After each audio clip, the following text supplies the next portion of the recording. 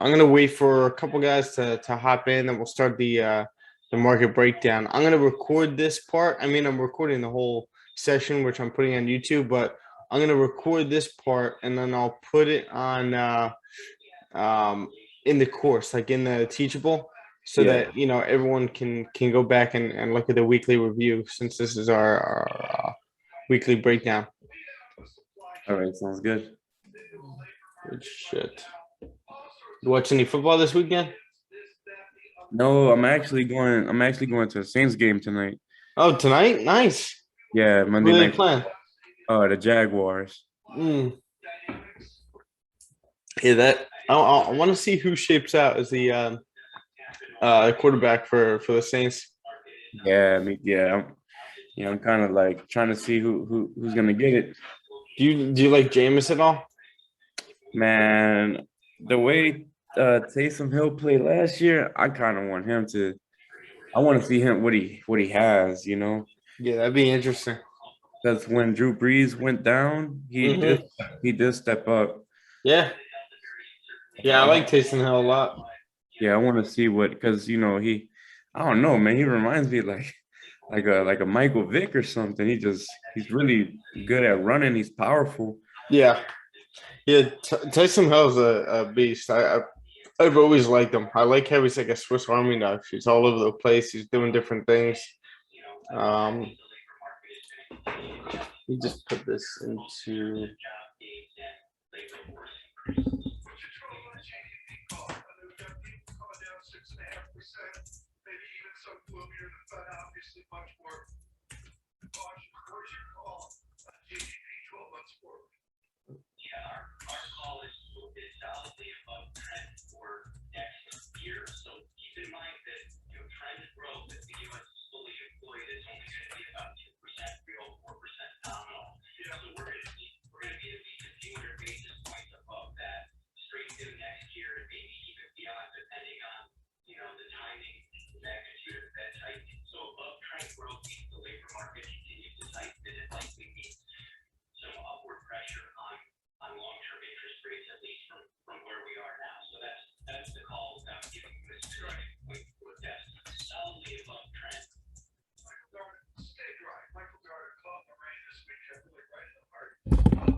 All right. Let's see what we got here.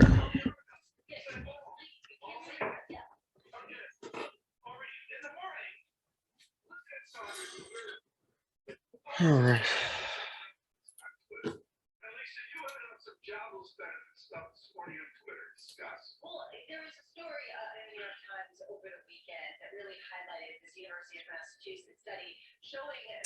All right. So, Carlos, are you on top of anything going on right now?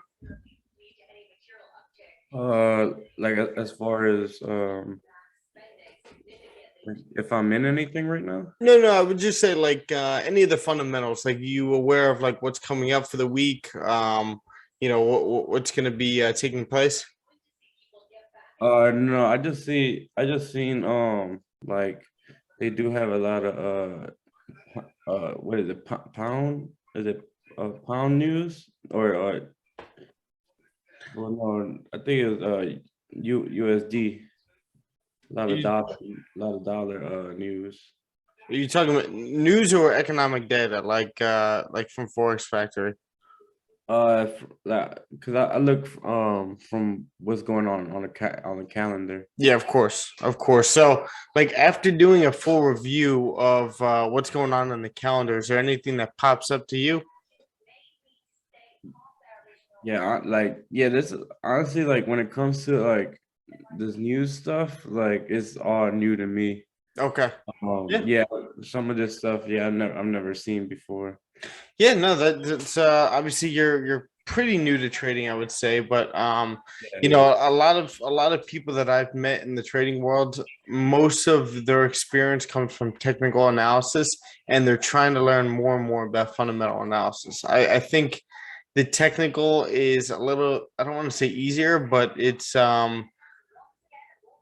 I don't know. It's more simple to break down a chart and understand where price is going to go. Eventually, start learning price action, all that stuff. But the difficult part gets into learning about economics, learning about fundamentals, what these calendar events are, what they mean, when they come out, what they do to the market.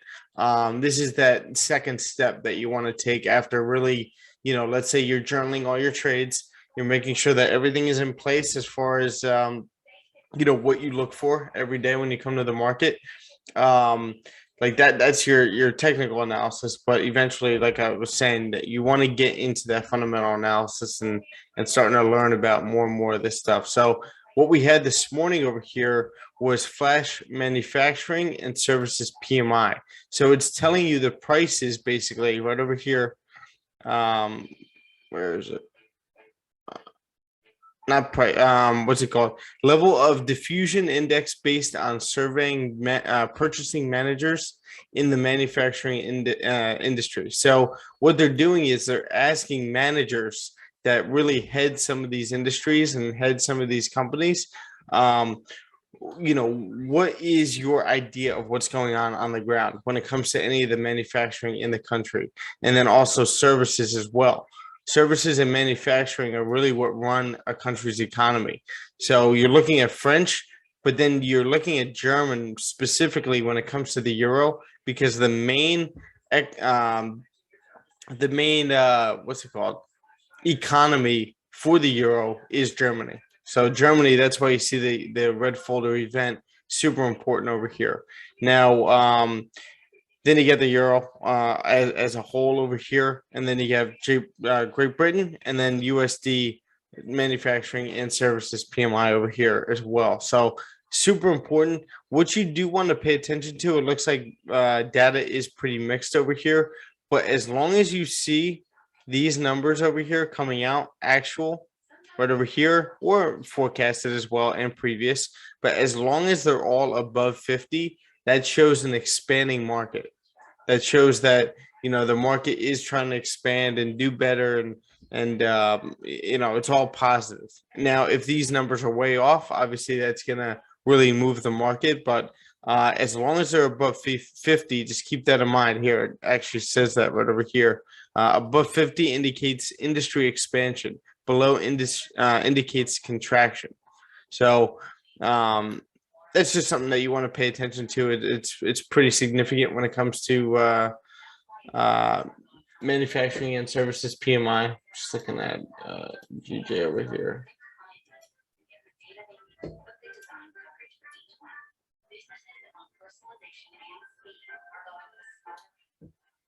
GJ's pushing up right now. So that's what we have for today. Tomorrow, we really don't have that much going on. Then on Wednesday, you got 8:30 core durable goods orders are coming in, and then crude oil inventories. German IFO business climate is going to be pretty important if you trade Euro JPY, or any kind of Euro pair, Euro USD, all that stuff. Thursday, you have unemployment claims coming out and prelim GDP. Now, the main thing over here that you want to take a look at is the Jackson Hole Symposium. People wait for this all year long, and people have been waiting for this for the last week or two. That's why you see a little bit of consolidation right now on gold and the dollar right now, which I'll point out and bring to your attention when it comes to like why those are moving the way they are right now. But Jackson Hole Symposium, this is something that the Fed goes out, and it's kind of like a retreat, right? Where they all go out to Jackson Hole. You know where Jackson Hole is? No, I don't. Okay, Jackson Hole is a beautiful place out in Wyoming. Mountain areas, wild animals. It's just an amazing place to be. My fiance's been. I haven't been yet, but I'm looking forward to going. But they just do a retreat. They go there for the weekend basically, and they talk policy, right? And then they have their meeting. Now, Powell is having a meeting on Friday. He's going to be speaking at that Jackson Hole Symposium, and he's going to be speaking after core PCE comes out. Now, core PCE is one of the main indicators of inflation, right? You got CPI, but then you also have consumer price index, but you also have personal consumption expenditure. So what are people spending their money on? So that's going to be a big thing. So when that comes out, Powell is going to be speaking about an hour and a half after that. And then that goes into day 2, which is Friday. And then day 3 is going to be on Saturday, the 28th. So that's what we're looking at for this week. This is going to be the main mover. That's what people are waiting for. And you see gold ranging a little bit right now. Now, I wrote down a couple notes right now when it comes to this. So I'm just going to read this stuff off. So the big mover is the Jackson Hole Symposium this week. Powell is speaking Friday following PCE. Now, Kaplan is a Fed chairman out of Dallas that backtracks. He's the one that's always been pretty hawkish. Now he started to backtrack on tapering or backtrack on increasing interest rates because of the new Delta variant that's been going on. He's been the one that wants to, taper, increase interest rates and all that stuff. But now that he sees the Delta variant coming in, he's saying, all right, maybe we need to see more data. We need to see more things when it comes to the U.S. economy that shows us signs that we can start, tapering or increasing interest rates. So he backtracked on his hawkish stance because of Delta. Now, strong PCE numbers on Friday can cause Powell to shift his stance on possible delay of taper. So if we get some strong now Powell doesn't want to taper just yet. They want to see more data. They're pretty dovish right now when it comes to that. So what is happening right now, that if we get some strong core PCE numbers coming out, like something that really moves the market, that could change his stance and make him maybe shift his speech or anything like that, because that's what people are looking for. People are looking for any kind of hint, and I'll get to that in a second. People are looking at any kind of hint that he's going to start tapering or doing anything, when it comes to interest rates or bond buying. So that core PCE could really change what he's going to be saying an hour and a half later. So now the FOMC September 21st meeting may be used as a future date to say, we'll visit the data in September for tapering. Now, by then, you're going to have NFP coming out again. Now, we've had 2 straight months of solid job growth and solid NFP numbers. So we'll see if we get a third, starting in September. That'll be September 3rd. Now, it seems clear once tapering starts that the Fed will want to get it done pretty quickly. So instead of doing it in like 12 months and completely tapering back the bond buying, they're going to do it in 6 months. They want to get it done quickly if they are going to do so. Let's take a look right here. So the dollar right now was pretty strong. If you take a look over here, we made some new highs up here at 97 or 93.7. Now, the reason for this is because of the Delta variant and because of the Fed right now. There's a lot of fear in the market, especially when it comes to Afghanistan and what's going on over there. Is the U.S. going to end up going back to war? Quick side note on that. The Taliban has that deadline, I believe, of August 31st for the U.S. to get all its citizens and stuff out of there. And people that have helped us along the way. That deadline is coming pretty close. And if we cross that deadline and Americans are still over there, they're starting to threaten. And I think what they're doing is testing Biden, but they're threatening, killing Americans or doing anything to our citizens, which I have no faith in the current administration of getting them out, because we're in this situation because of them in the first place. So that's why the dollar's up right now. It's retreating a little bit. It's also pretty bullish because of the Fed's hawkish stance, saying that, with the more data that comes out, which we have solid NFP, we have solid job numbers coming out and everything like that, solid unemployment. I think there's been 4, if you take a look at unemployment right now, you have, right over here, we've had 4 weeks since 400,000 right over here. We surprised a little bit, obviously, over the forecast, but at the same time, since reaching 419, which was that was a market move, but that was way off of 350. Since then, we've been having less unemployment claims, on a weekly basis. So could we beat 345 this week on Thursday? So getting back into here. Now, this is what's going to happen with the market. I'm just going over these notes over here, so I just wanted to be pretty accurate with it. So if there's any hint, Carlos, you with me? Yes, sir. Just wanted to check with you. If there's any hint of tapering for the September or November meeting, so if they say, if Powell says, let's say on Friday, that we may be looking at tapering by the September meeting because we need to see more data like NFP and all this stuff, and then also the November meeting. If there's any hint at that, a lot of this stuff is going to be market sentiment. So the market's going to be moved based on people thinking what's going to be happening down the road, right? Based on what people are saying, what the Fed is saying. So if there's any hinted tapering for the September or November meetings, bonds should sell off because they're not going to be buying bonds anymore. They're not going to be buying something like 40 billion a month in U.S. bonds. So bonds are going to be selling off. Now yields are going to go up. The dollar is also going to go up. Equities will go down, and so will gold. Right now, if we get no hint, or there is, but it's very data dependent, which is like, all right, we need to see NFP and all that stuff. The next NFP will be key, as well as some of the COVID data, right, from the Delta variant. So if this COVID data, are we hitting a peak, or we starting to come down from that from the COVID numbers as of late, or more people getting vaccinated, all that stuff. So a lot of that is going to depend on that data. So the opposite will happen if we don't get any hints, or if they say that. So the opposite will happen, where bonds will go up, yields will go down, the dollar will go down, equities will go up, and gold will go up.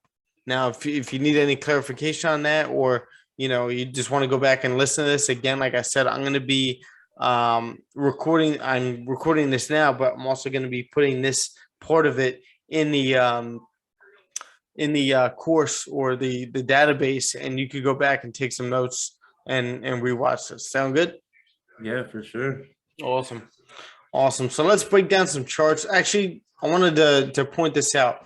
The one thing I did leave out is the fact that the Jackson Hole meeting, they're not going to be meeting out in Jackson Hole like I was talking about before. They're actually meeting virtually because of the COVID variant.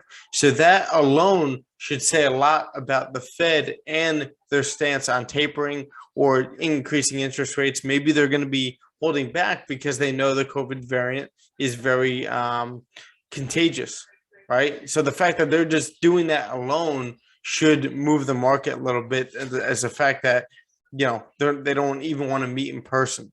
Also, Goldman Sachs last week cut its quarter three GDP forecast to 5.5% instead of 9.0% as voluntary and involuntary restrictions go into place from COVID. So I just thought that was I know a lot of people think that's pretty important, the fact that they aren't actually meeting out there. They normally meet every year. I don't think they did last year because of COVID as well. But they're not doing it again. They're doing all by Zoom. I had a couple of these things. Okay. So we had, I didn't mean to do that. Hold on.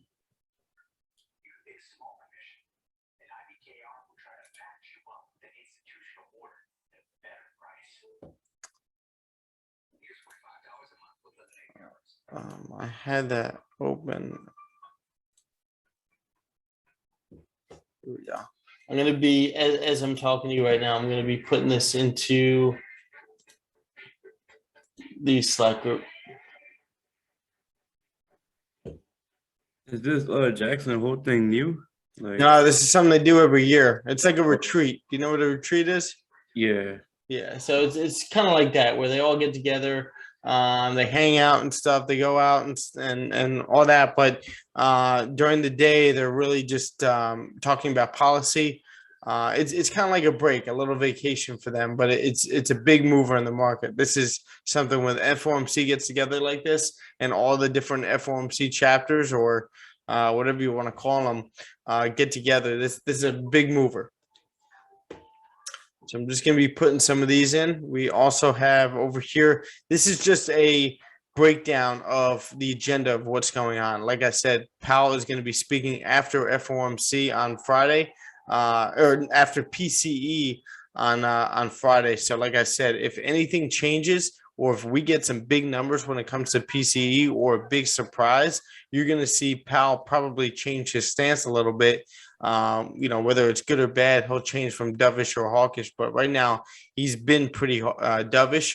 And the fact, again, that Jackson Hole Symposium is meeting virtually instead of in person, and the fact that Kaplan, one of the well-known hawkish members of the FOMC, is now starting to tape, calm down with his hawkish remarks, and he's been a little dovish lately. That should show what they're going to be talking about on Friday, or on Thursday as well. But Powell speaks on Friday. What's up, James?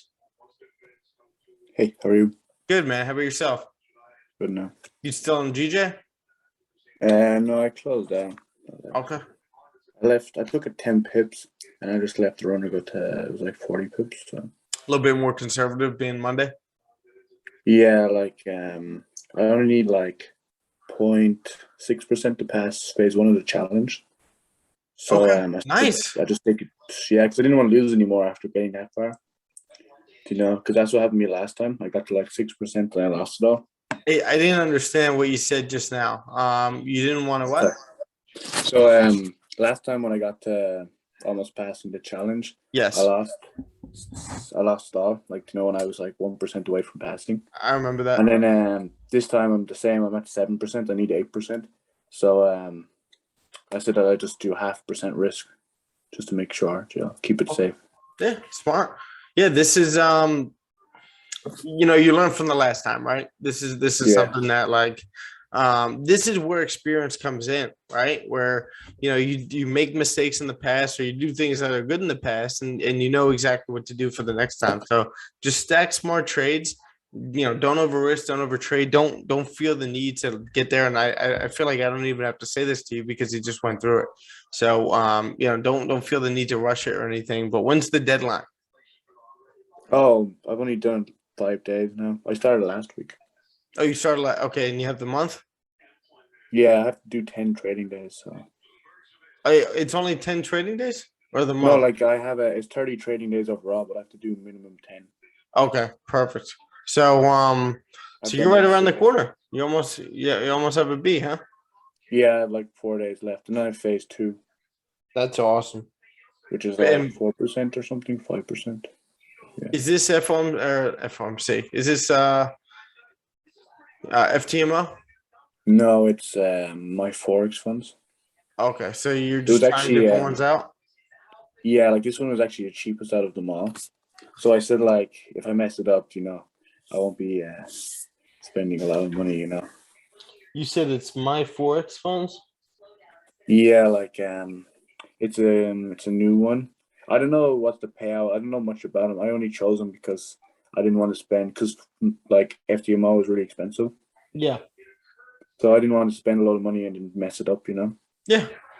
Yeah. So that's why I went through them all, and this was the cheapest one. So awesome. Yeah, that's something I would do as well. I'm I like funding talent a lot, but they've been changing a lot of policies and what they've been doing. So I think it's good to let's say beat the challenge with funding talent, and then let's say try to beat the challenge with FTMO or any of these other ones, and have a couple different challenges going.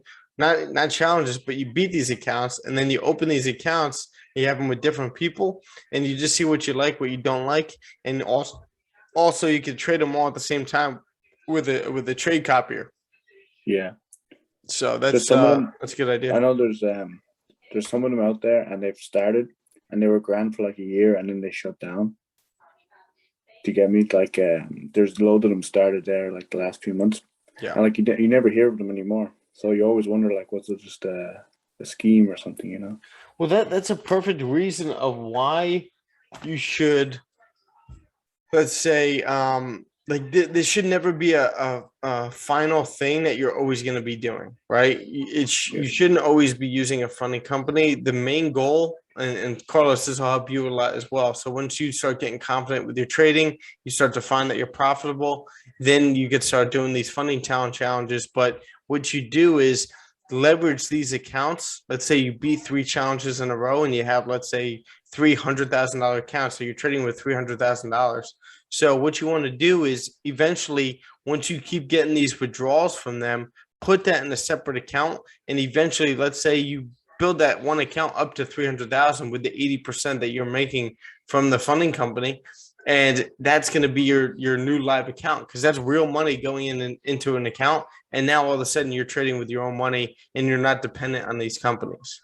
You want to be as less dependent on these companies as possible. But I do think I have switched my stance when it comes to funding companies. I think it's smart to leverage them and eventually break off, because, why not do it if you are profitable? Yeah, like I was gonna do this one called FX Seed. Exceed. And So yeah, many out there. Yeah, I know, and just because it was cheaper, But I think they got stuck. They got something happened to them. They could be still there, but I remember it was big, like it was always advertised, and different platforms and stuff. But now I've never heard of it, like, or never hear it anymore.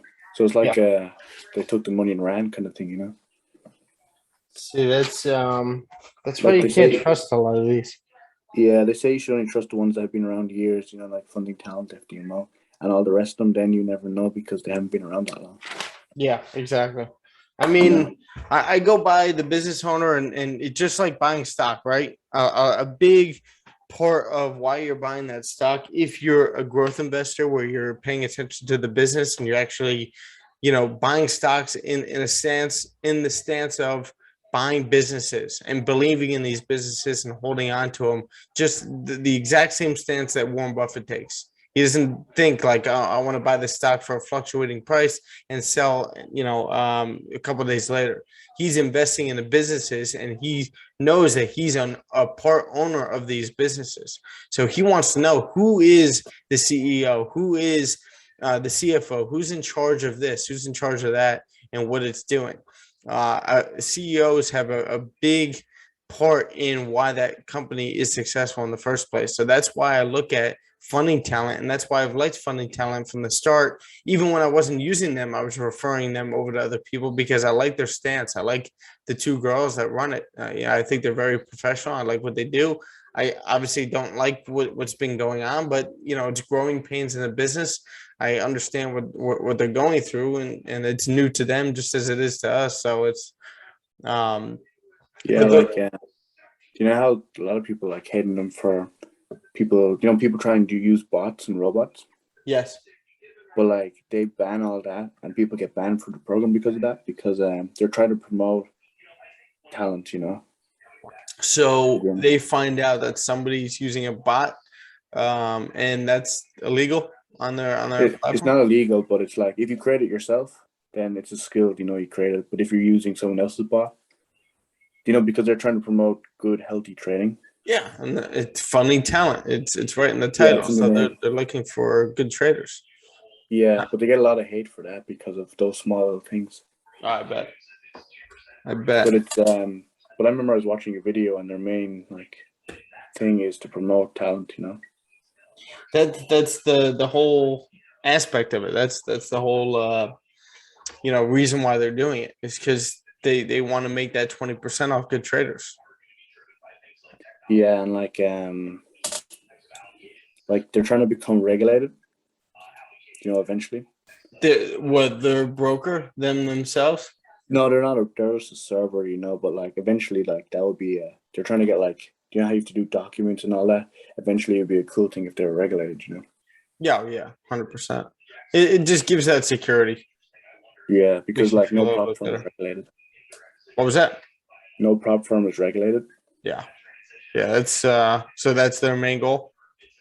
Yeah, and to promote good training, I think. Nice. How many people do they have working for them? I'm not quite sure. There's a good few of them. It grew over the last few months. It grew, member wise, from 7,000 to 10,000. Wow. Okay. Wow. But That's pretty wild. Good for yeah, them. because their Instagram is very impressive though. Did you ever look at that? Yeah. Obviously, I haven't been on Instagram, and I'm actually thinking about opening a new one. Just because I've done everything when it comes to trying to get mine back, and it's just not working. So, I do mind, but I don't mind making a new one and just starting fresh, I guess. But you know me with the principal thing. It's a side note anyway. But yeah, I have followed them in the past with my old Instagram, but I haven't seen any of their stuff lately. Yeah, like they're giving out 100 free counts of this new program they're doing, Wow. and it's like it's called the Blitz or something, and there's no drawdown rules. Oh wow, the Blitz. Something called the Blitz. I don't know much about it, but I just saw it on Instagram. Okay. Um, I'll talk to you about that in a little bit. I just wanted to get through this oh yeah, this full weekly breakdown. No, no problem. I love catching up. But it gives us something to talk about when we're done. Because what I was doing with this, and if you notice in the funding or the fundamental challenge or not challenge but channel, I put some of these articles that I've been reading up here that I wanted to bring to your attention. But what I'm doing is I'm recording this part. I'm recording the whole session and putting it on YouTube. I got to start doing that again, but I'm clipping this part and I'm going to be putting it into the Teachable database so you guys could go back to the weekly breakdown in case you missed this or you want to take notes or go back and listen to something else that I said just for the whole week and so you get a good feeling of what's going to be happening fundamentally and technically. You could go back and watch that. David, what's up, buddy?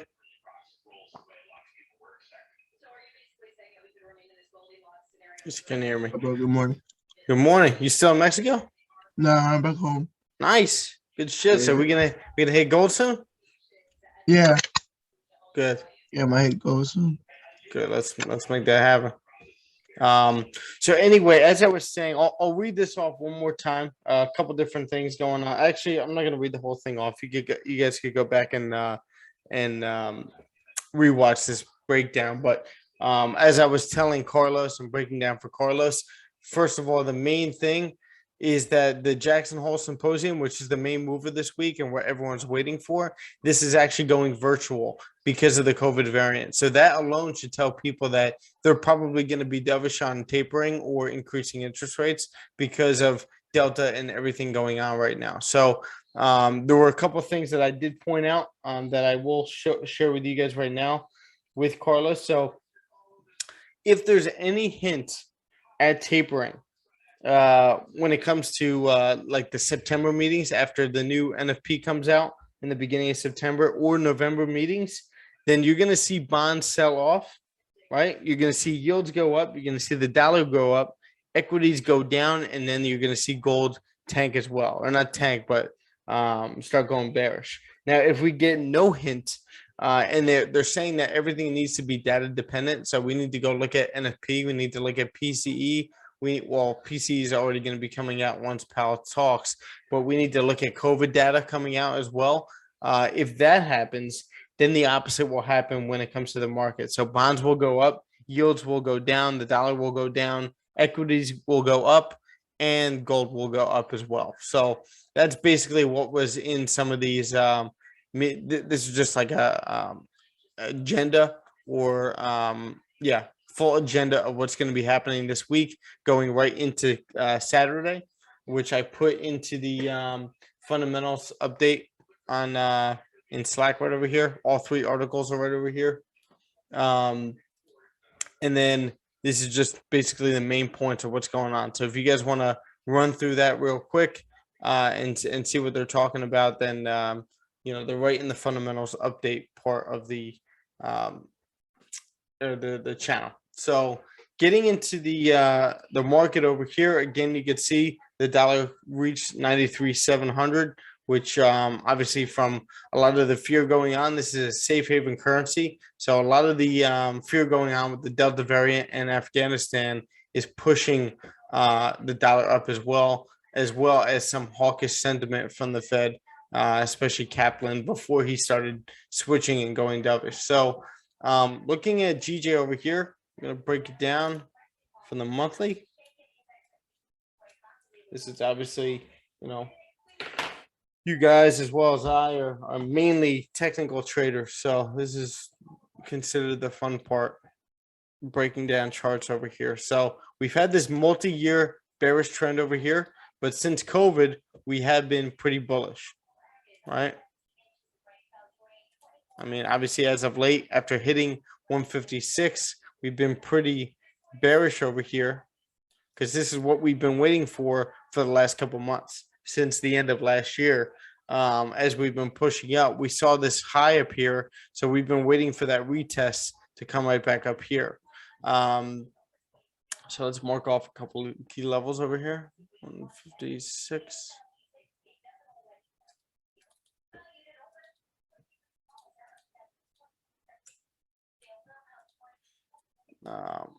And prices coming right back into this area over here. As you can see, a previous support at 148. And price respecting it right now as well, where price created this wick. And it looks like we almost did fill this wick, right? What we were talking about, we had these candle body highs up here where price is coming down to retest over here. But we also have this bullish trend since COVID, right? And this could be a very key level over here.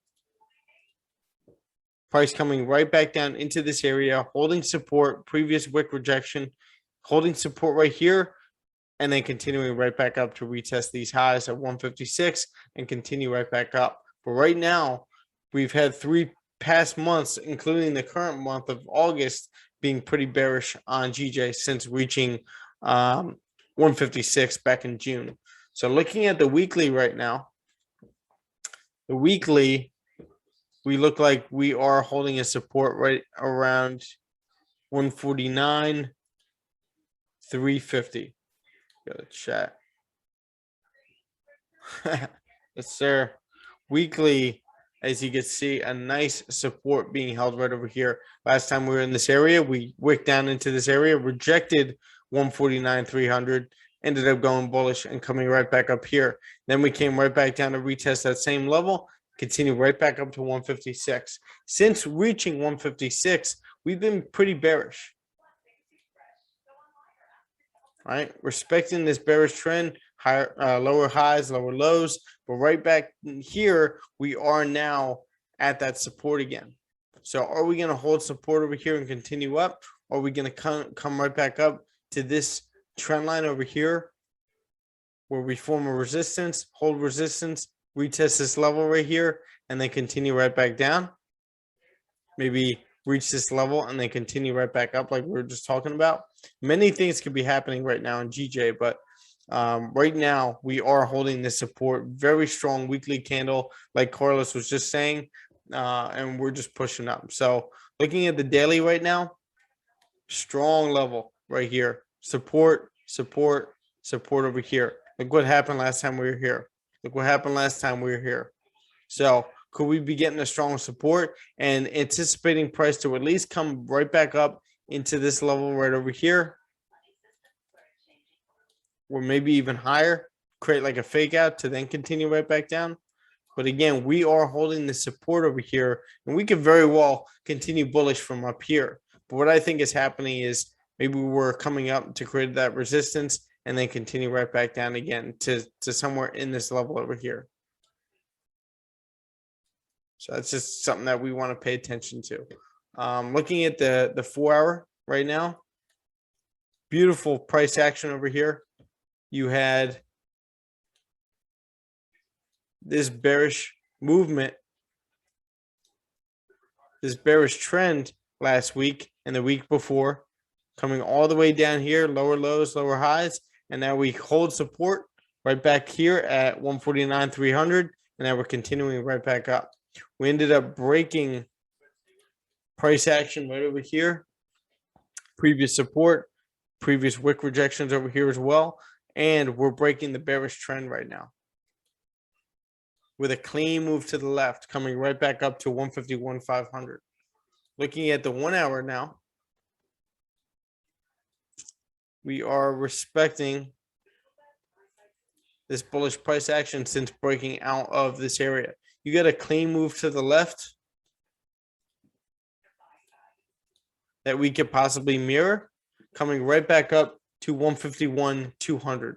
So this is a move that we could possibly be taking today, right? Where we wait for some kind of a support to form around here, and then we continue right back up. I know we formed support on the 15-minute and the 30-minute, but we were busy breaking this down. So right now, we have a nice about 66 pip range that we could possibly take, or it could be even bigger if we wait for a retest on the lower time frames.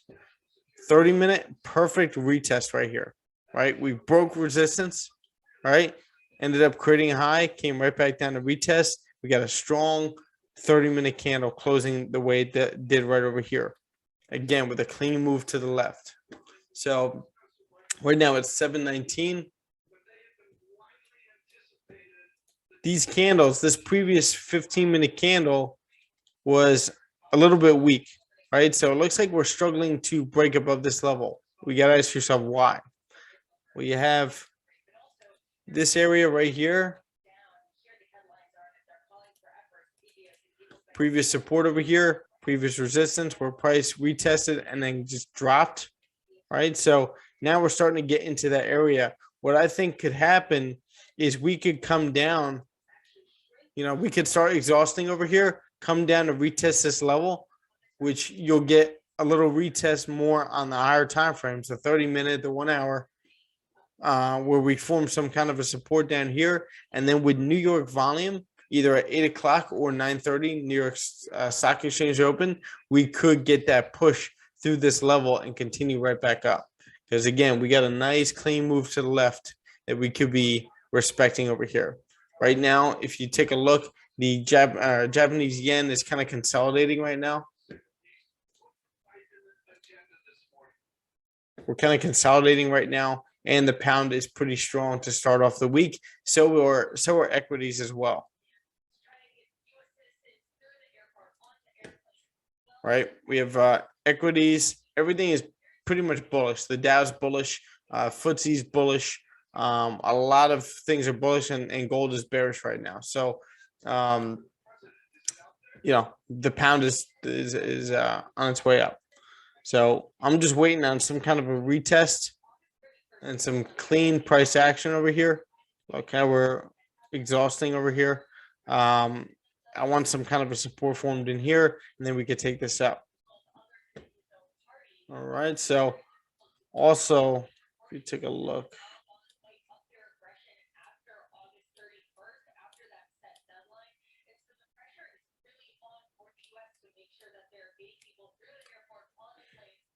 Also, if you take a look, we are respecting this channel. Since holding this support over here, breaking out of the bearish channel or the bearish market structure, we've been respecting this support, which is the most important. But at the same time, we have highs up here in these areas. So that may be why we're exhausting over here, where we could form this high up here, continue right back down, where the 1 hour right over here forms a resistance, and then we continue right back down into this area. Maybe we do retest 150, 350, hold support, and then we continue right back up, where we're bouncing off this support of this bullish trend over here once again to bounce off for a third time, knowing that this is a very valid bullish trend, and we can continue right back up through there. Does that make sense, everyone? Yes, sir. Is there anything that you see that you want to bring up to the group? Anything different, I'm saying. Oh no. I was thinking about buys as well. Okay, cool. Yeah. You're just waiting for a support to form? Yeah. You're muted, Carlos. My bad. Yeah, because last night I was looking at it, and it let's say right here last night around well, it was last night. I was just looking at the charts last night around 7:45 p.m. Yeah, it was like I feel like it's doing the same thing it was doing last night. It's just like pretty much, yeah, just waiting for support to create. Yeah. Yeah, pretty much, yeah. Yeah, we ended up breaking this resistance right over here and just printing higher. Well, we reached a new high. We consolidated, right? Grabbed orders, and then we continued right back out of there. Retested that previous consolidation, and then continued right back up during London. So this is a nice London move. I know James got part of this, which is nice. I would have done the same exact thing. And then we just continued to push right back up over here. But now we're starting to get into this channel resistance, previous resistance over here as well. So that's two confluences that we may be continuing down from here. But the pound is very strong today. So we're just waiting for supports to form and continue this right back up to our previous area. Now that is for the macro view as far as the range. Got about a 90 pip range over here, but over here, if we form a support right over here, you only have about 15 pips to play in here. But again, I think we could continue right back up from there. But maybe we come right back down to this area over here where we could take advantage of buys about 26 pips if the 1 hour decides to, fully create that top up here and then retest 150, 350 over here and form support to continue up. Got about 26 pips there. And then if we break 150, 600, we continue right back up to 151, 200 and retest this area. But again, the daily, the weekly, the monthly has been all bearish over here. Actually, you know what? This is pretty interesting over here that you guys want to pay attention to. We have a bullish big belt at this level as well. So normally when you see this on the higher time frames, you want to journal this, you want to pay attention to this and keeping your notes like your trading AAR. If you guys are doing those, highly recommend doing it. That personal trading diary or personal trading journal. Not the one that you use on Trello, but something that you just write down on a daily basis. This is how my session went. This is what I was thinking. This is how things started playing out and going about it that way. That will make you a much better trader doing that on a daily basis and keep, staying in tune or in touch with your thoughts on that daily basis. Super, super important. That's just a side note. But this is something that you want to journal and pay attention to. These bullish big belts right here. Normally when you see this where price opens up a good amount of pips below the previous close on the higher time frames, price normally continues in that direction. So maybe we do get a nice bullish move right back up to this area over here to continue down. But when it comes to the monthly, we are bearish and we could very well be continuing right back down to fill this wick and continue down into this area of 148 flat to then continue right back up. But we'll see. See, I'm very bullish on GJ, but we've been in this corrective state over here for quite some time. So for months now, at least 3 months. So, nothing surprises me. We could be coming down into this area to continue right back up. So that's it when it comes to GJ. That's what we're looking for today. That's what we're waiting on. Nice little retest and support formed to continue this right back up. Right. So looking at gold now. I thought I cleared this out. Oh, that's not gold.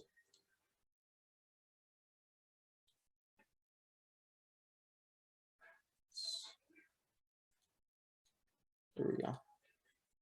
Perfect. All right, we got a little bit of a retracement over here, this current monthly candle, right? We tapped into 1680 because of NFP, right? Second month in a row of having positive NFP numbers coming out. Again, September 3rd, we're getting another set of NFP. So we're going to have a third straight month of NFP job growth coming out. Now, we've been in this bullish trend.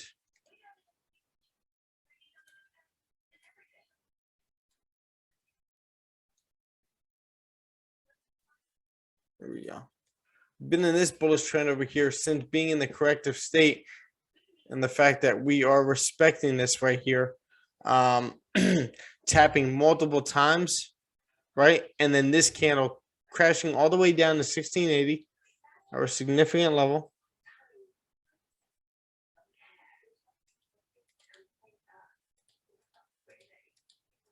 Can you guys hear Bloomberg in the background?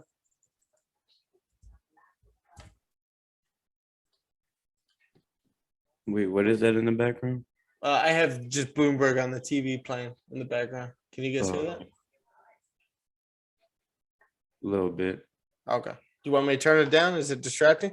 Oh no, not at all. It's fine. Okay. Let's put it lower the volume a little bit. Actually, I spent the weekend moving my apartment around. We moved the bedroom.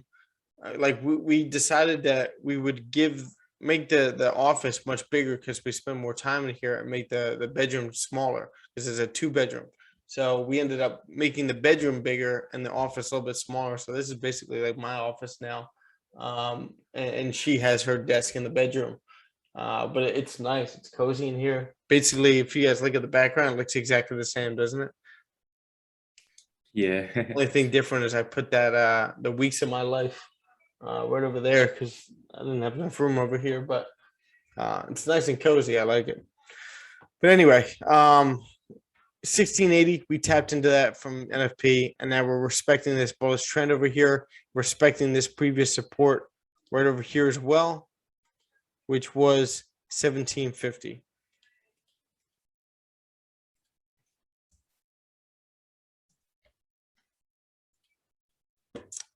So another rejection of 1750 like we had right over here as well. Looking at the weekly right now, the weekly, we had that rejection, candle flip bullish right over here, respecting 1750. We get that next kind of doji candle up. We got that like doji candle right over here, but ended up closing bullish. Bulls won in this week. And then this candle ended up creating its bottom wick already and then pushing bullish. Looking at the daily right now, this is interesting because before this happened, let's see.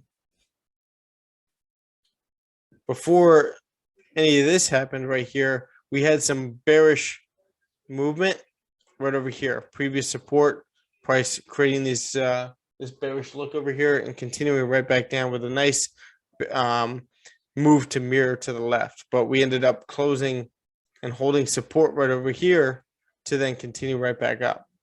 Right. Let's see. Let's get rid of this. Start marking these levels off. 1790, very significant level over here. Previous resistance, previous support.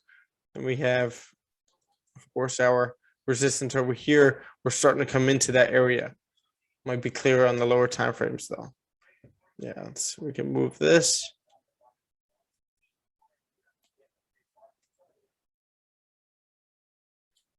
All right, we got that resistance over here. Now, since tapping into 1680, again, we were respecting that bearish trend coming all the way down there. We formed support. You know, tapped this area a couple times, and then we've been bullish ever since, right? Respecting bullish market structure, higher highs, higher lows. But once we reached 1790, we ended up creating that resistance and then kind of consolidating in here.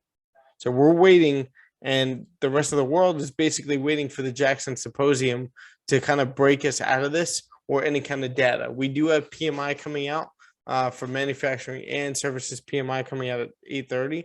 I don't know if that's going to push us out of here, but we are in this consolidation. I've chosen not to trade in this. I'm waiting for price to break out because we do have sort of a clean move right up into this area right up here at 1812.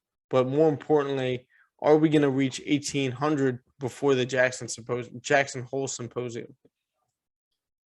So we're kind of just ranging where we're in this bullish market. Now we're kind of just grabbing orders, keeping price in a certain range, 1776 to 1794. in here, and then we're grabbing orders to maybe continue right back up, which is what it looks like, especially if we don't taper or do anything like that. That's gonna shoot gold right back up, continuing up. 1800, very significant level right up here. So once we break 1794, we could continue right back up to 1800. Looks like we're pushing up right now, which is good.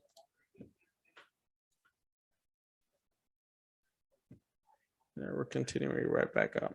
It's a nice formation too. We're just in this consolidation, right? Why trade it? I mean, sometimes you get nice bounces like right here, 1777 holding the support. We know what happens, right? We end up creating that. Let's see. We tap into the area, and then we end up pushing bullish from there. We do the same thing right over here.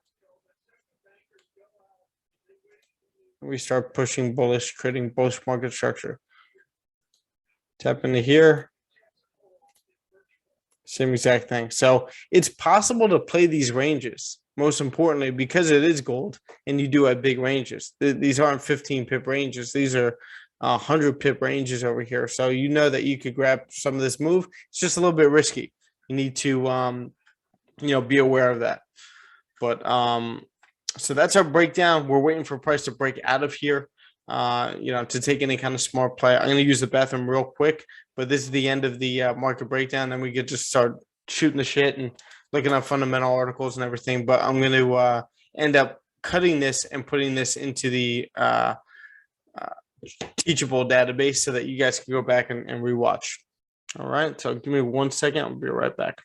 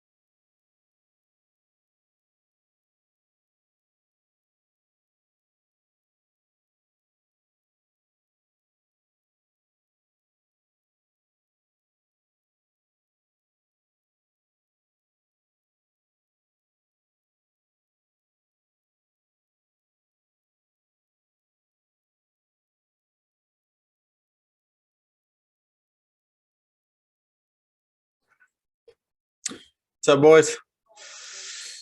All right. Now we have no.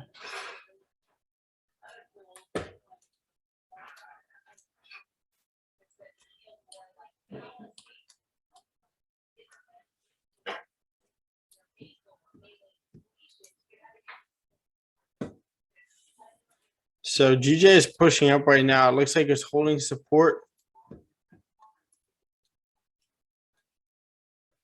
So what we're getting right now, actually, let me expand this.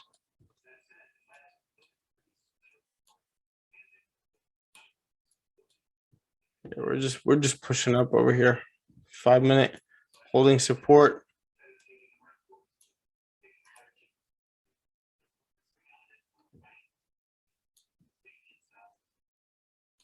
Damn, a lot of bullish pressure.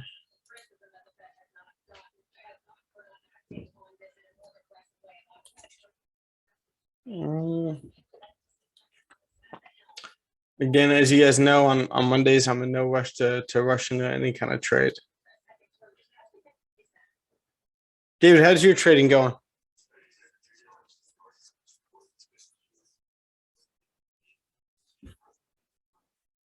It's good. I barely trade, but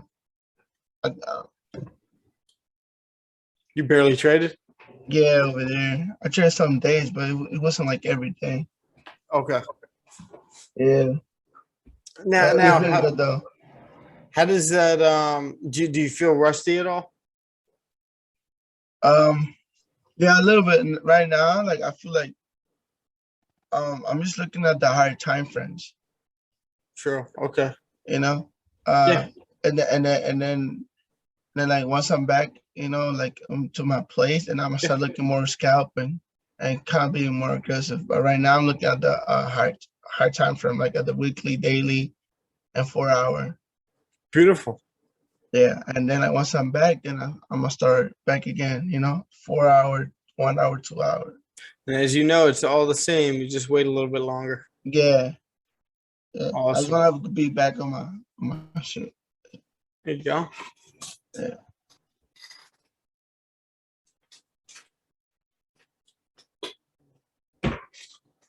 You've been able to work out down there at all? Oh nah. No. Not at all. It's been tough, huh?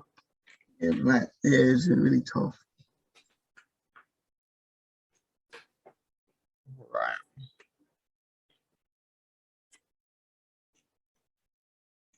No.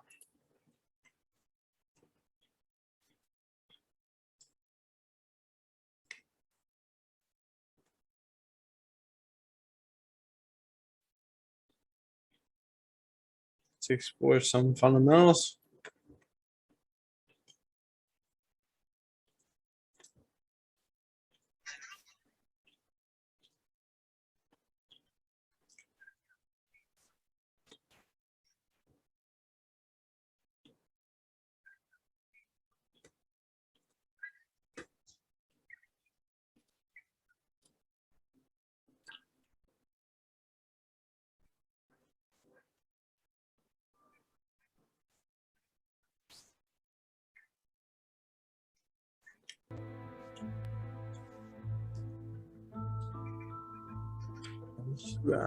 See if there's any notable town holds relatively steady despite PMI miss.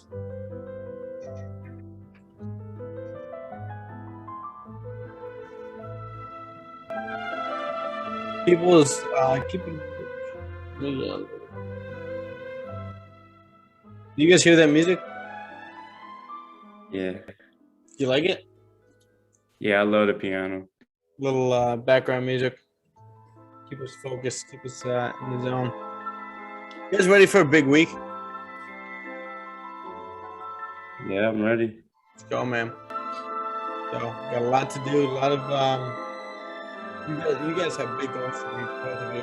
You guys have so much potential too. You put the work in, man. You're right around the corner of everything. Kind of turning around for you, right? I'm not saying that you're right around the corner from $1 million, but you're around the corner where everything starts to make sense, and I'm sure it's happening right now. But you're right around the corner where you're going to start seeing some money. But the main focus, always, like I've always said, is build the skill first. Make sure that the discipline is right, because you could have these, let's say, past 2 months of doing great. The overconfidence creeps in, and you wipe out all those gains that you've gained over the last couple months. All right?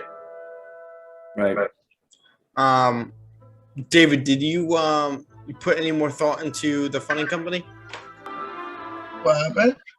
Have you put any more thought into the funding company? Oh yeah, I was looking at it, but I saw like they were gonna do like a new thingy of accounts, like they were gonna make like less rules, some shit like that. So like I'm trying to wait a little more, like to see like what they're gonna do.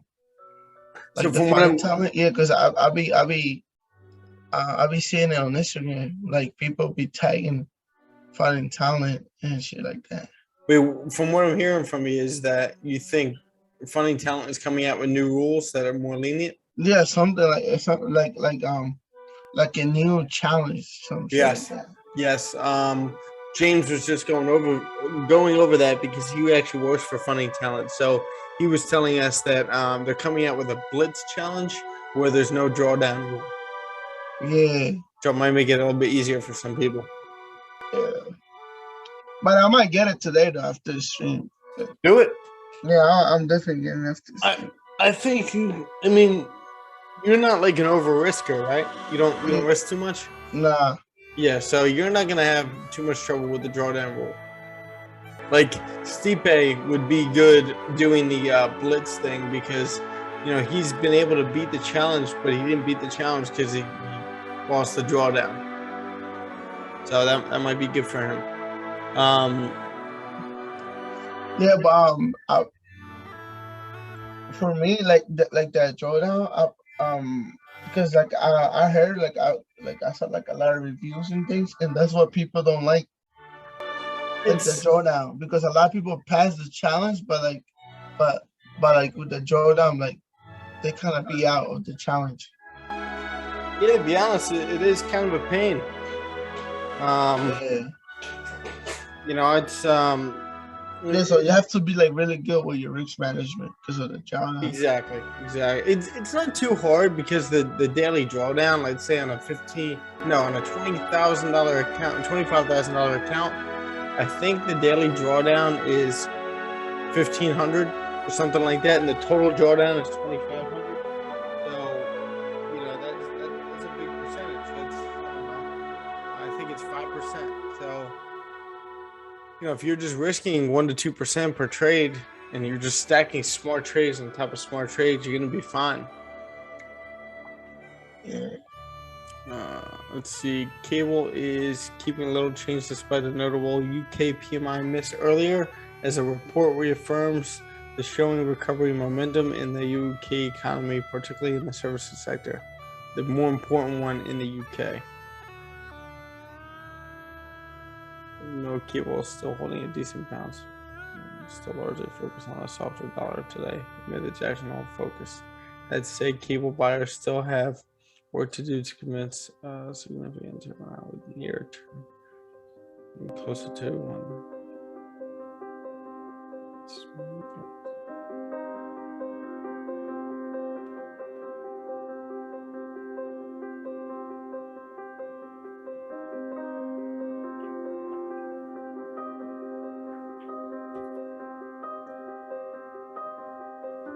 So the 15-minute ended up closing above resistance over here, which is good.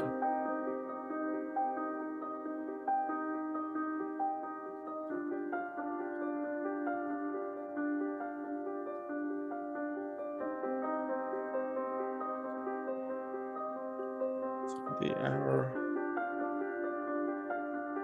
Yeah, we got a beautiful move to the left. If we could be mirroring the entire thing up.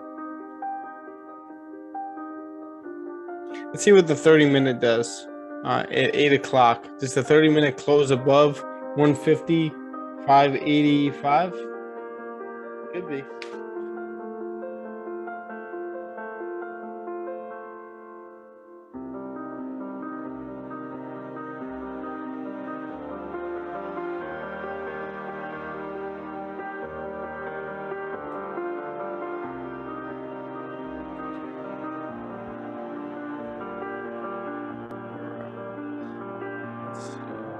Get my dog at my feet.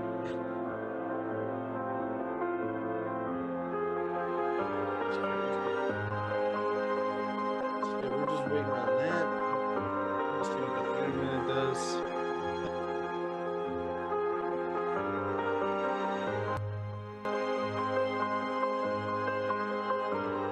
We're just gonna get a complete mirror.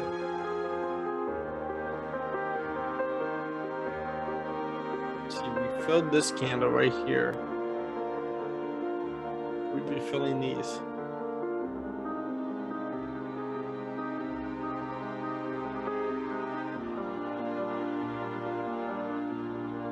Yeah, that's what I was thinking when I first opened the charts. I was like, that's the clean move to the left. Oh yeah, so clean. Yeah, I was paying attention to just getting caught up on the week and getting the the weekly breakdown, ready. So I wasn't catching any of these moves. I was looking at these, but I didn't catch anything. I was in no rush on a Monday.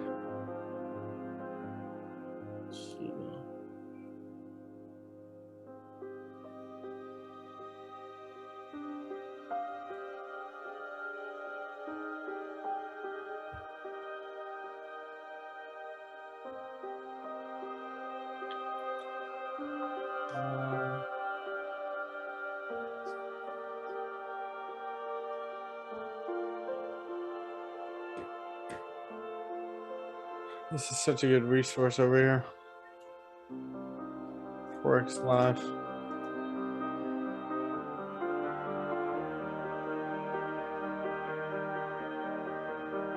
See what we have coming out of.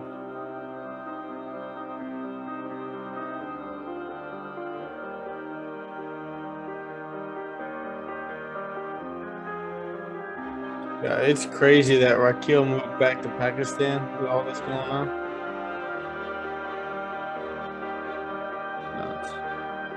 Militan's one that has been freed from jail.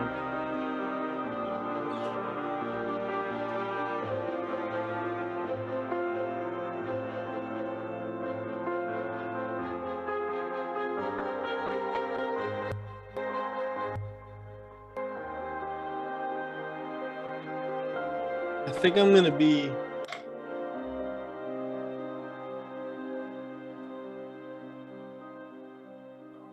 wrong. Damn.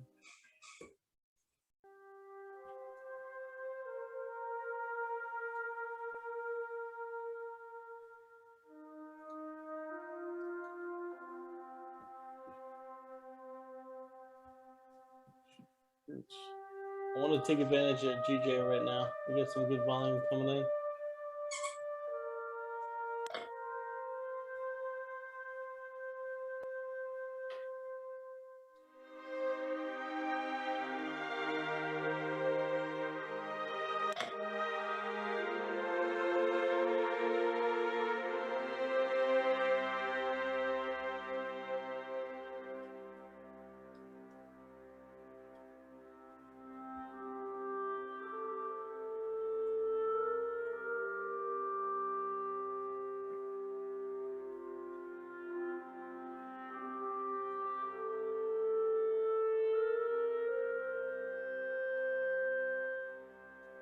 I wish I entered earlier, but I entered as the 15-minute.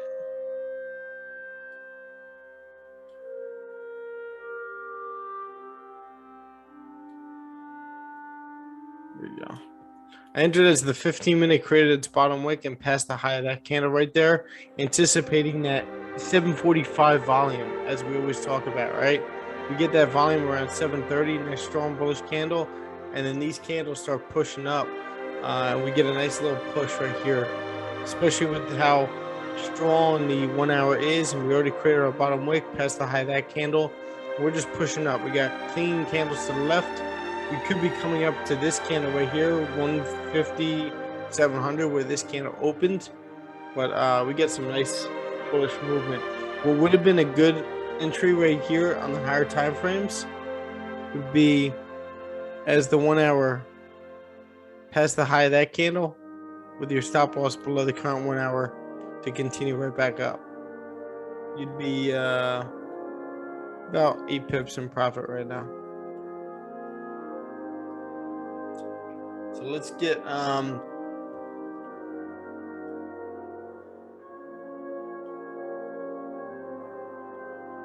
screenshots going.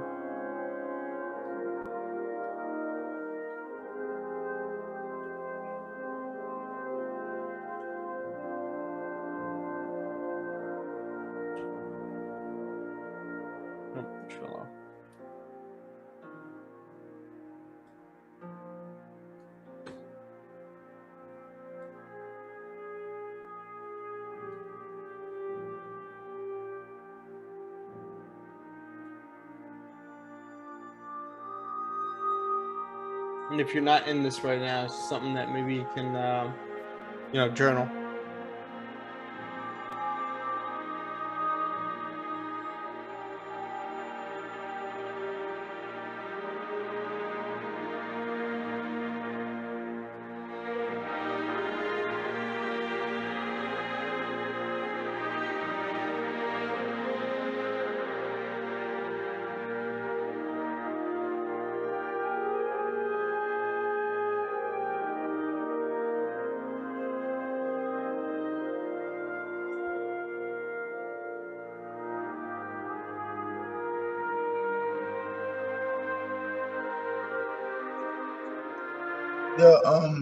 what challenge like do you have? Like the 25 challenge? Yes. Yeah, Yeah. right. Good, because it's like the 25, but then don't you gotta pay monthly, some shit like that. You know, that's the flex account. You want to do the challenge. Yeah. So I was like, I don't know about that one. I just like the Yes. challenge better. Exactly. Yeah. You don't want to be paying monthly for the flex account if you know that you have the ability to pass the challenge. You know.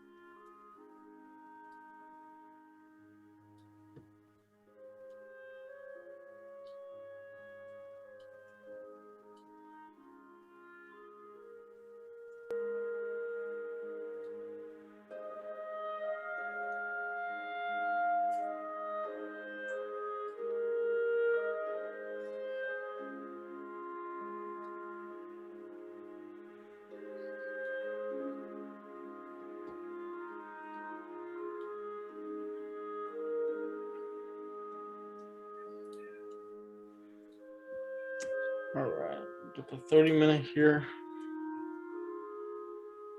There we go, GJ.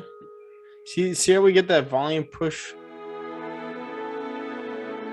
before the hour closes? That's gonna be a nice strong hourly candle to create a new one, which might have a bottom wick, because as we see in the previous hourly candles, the previous two had a bottom wick. Remember, we make this volume push, and then we make that bottom wick to continue right back up.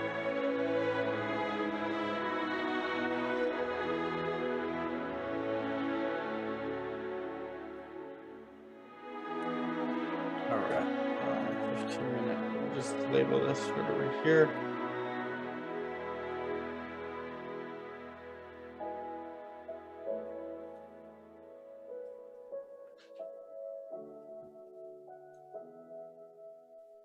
Shit. David sent something. Head and shoulder on GJ. Yeah. Yeah, I'm kind of looking at it right now. So like I said, like this week I'm probably gonna take it a little bit easy, try and get back to my shit. Yeah. And, No, that's smart. but yeah, I'm probably gonna take like lower things. Yeah, this is what I was saying before. Where you get this previous support right over here. Yeah. And then you get, you know, us reacting to that trend line, price pushing right back up to this area, and then continuing right back down. Yeah, probably gonna. I'm just waiting for that right now. It's gonna be a key area right over there. But nice breakdown like this. Very significant level right here. Shit, buddy. All right, let's see. All right, bro. I gotta leave you because I'm gonna go drop off my mom since it's raining. Okay. All right, Sounds but good, yeah, bro. I'll text you later when I get when I buy the thing. Yes, let me know, and I'll help you set it up if you need be, and we'll go from there. All right, bro. Let's go, I'll baby. see you. I'll see you guys. That sounds good. All right.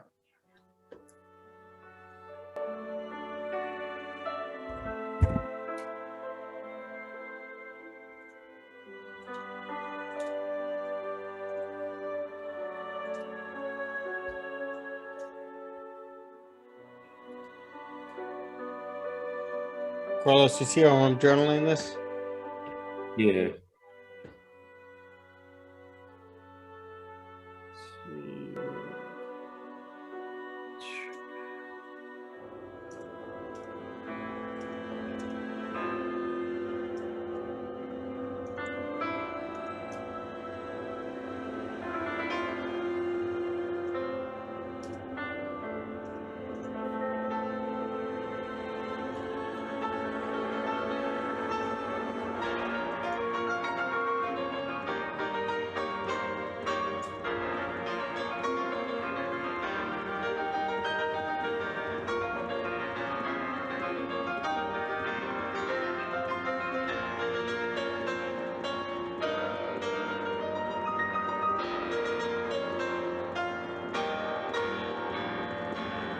could have probably put my stop loss below this candle right here, but I want to give it some room to breathe right now.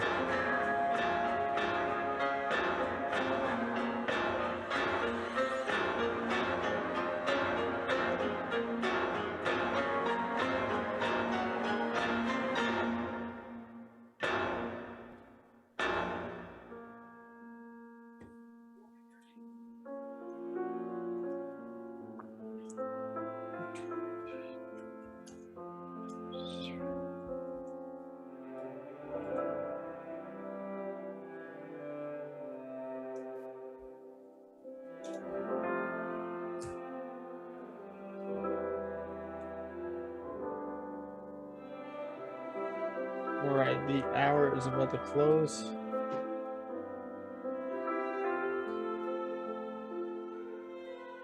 Traded its bottom wick or top wick, starting to retrace a little bit.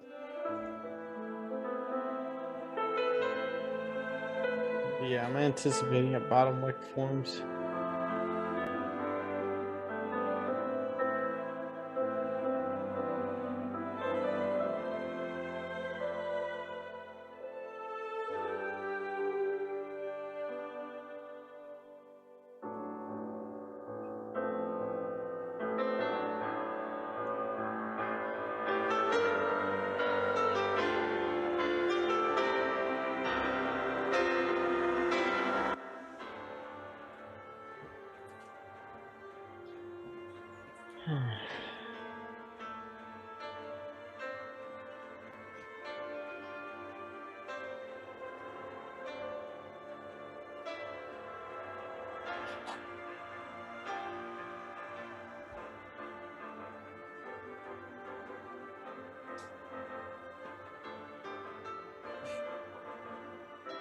Right.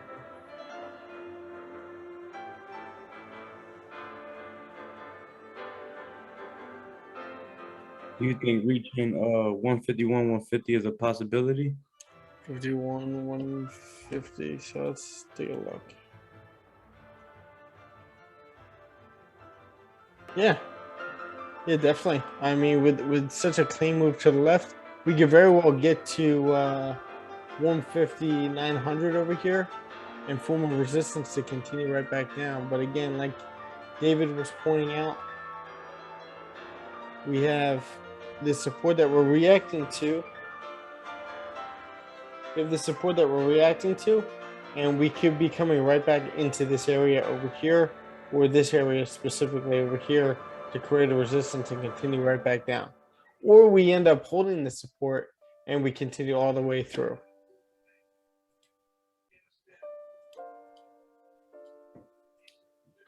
Well, we'll see over here. We do have that clean move, so maybe we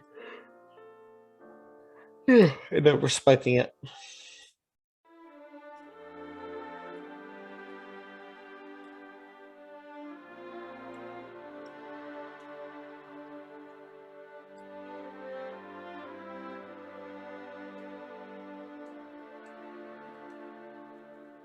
It's nice calming music, right?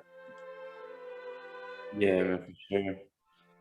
Yeah, sometimes I like just, listening to music without lyrics. Do you have Spotify? Yeah, I do. Here, I'll send this playlist to you.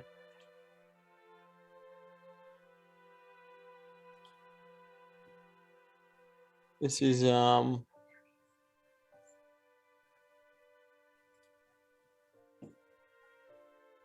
see, dude.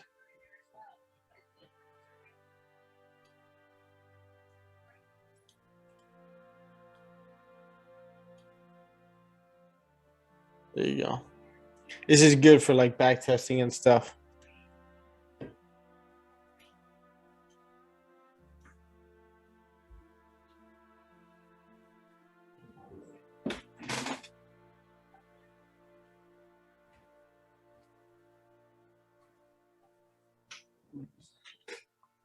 All right.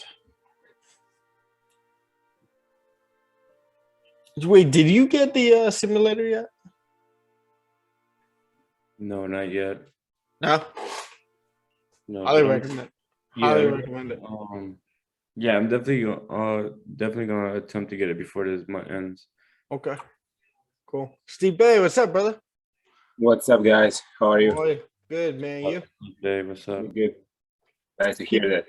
Steve Bay, we just finished a full weekly breakdown of what's going on this week, especially hitting on the fundamentals and going over the Jackson Symposium that's going to be going on starting Thursday. So, what I'm doing is obviously this is being recorded. This will be put on YouTube, but also I'm going to cut that first part for anybody that couldn't make it. I'm going to be putting that into the teachable database so you could go over that and take notes or, go over anything you want. But I just broke down exactly what's going to be happening, what will happen if they say this, what will happen if they say that, and we go from there. But a big key factor that you want to pay attention to is the fact that them alone, what they're doing this year is they're not even going to it because of this Delta variant.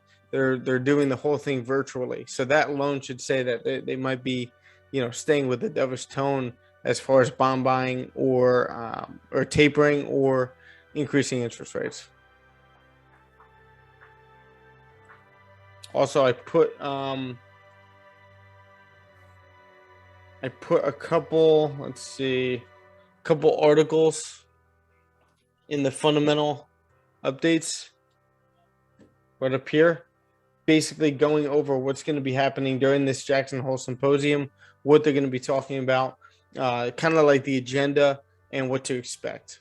So that's something that a couple articles that you guys could read. But like I said, most importantly, go back and watch this when I put it into the teachable database so that you get a good idea of what's going to be happening this week. What's up, Pat? How you doing, my brother?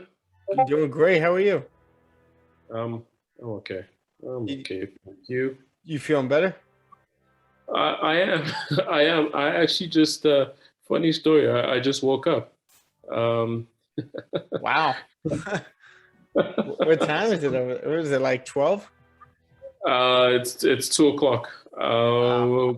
But no, like I was up all night. So my wife, ever since we fell sick, my wife has been like super. She's like a drill sergeant when it comes to like taking our vitamins and whatnot. So we forgot to take our vitamins. We forgot to take our vitamins like early yesterday, and so she ended up giving them to me at night. Turned out they had like vitamin B in them, and my God, like that gave me such a boost of energy. I couldn't sleep all night, and was like zombified this morning. So at 12:00, I just had to take a snooze, and yeah. Vitamin B, that creates energy? Yeah. B12? Yeah. And then B benefits. So we got Pat, real quick, what I did was I did a full market breakdown, especially with the fundamentals, starting with the fundamentals and what to expect this week. What I'm doing is obviously recording this session and putting it on YouTube, but I'm also cutting the first part of it so that you can go back and watch that full breakdown and get a good idea of what to expect this week and what to expect as far as price action if they do this or if they say something else. If they go, are you playing music? Yes, it's like my concentrating playlist. I actually just sent it to is it distracting? No, it was a bit loud. I was struggling to hear you. How about now? Yeah, that's better. All right, awesome.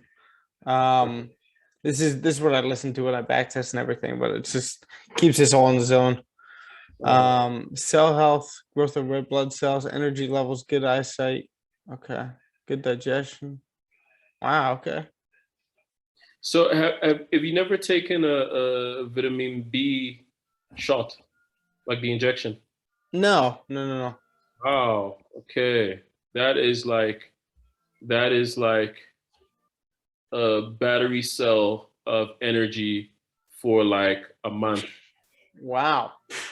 Yeah. So vitamin B injection. Yeah, so over here it's called a Neurobion shot, Neurobeon, something like that. BEUN. ION, yeah, there you go. ION. Yeah. Injection. if you're ever feeling like fatigued, lethargic, really tired, you know that feeling, knowing your body's like worn out and you're just tired and fatigued. Yeah. You know, a lot of times you might be a bit low on vitamin B, Okay. and you go get that shot, and my God, yeah, it does the job. Wow. I gotta check it out. Where do you get these shots? Pharmacy? Yeah, yeah. So I get a like a nurse, you know, like our pharmacies over here have like a little nurse station, you know, Ah. and so, yeah. Wait, Pat, did you get my my voice message? I did, man.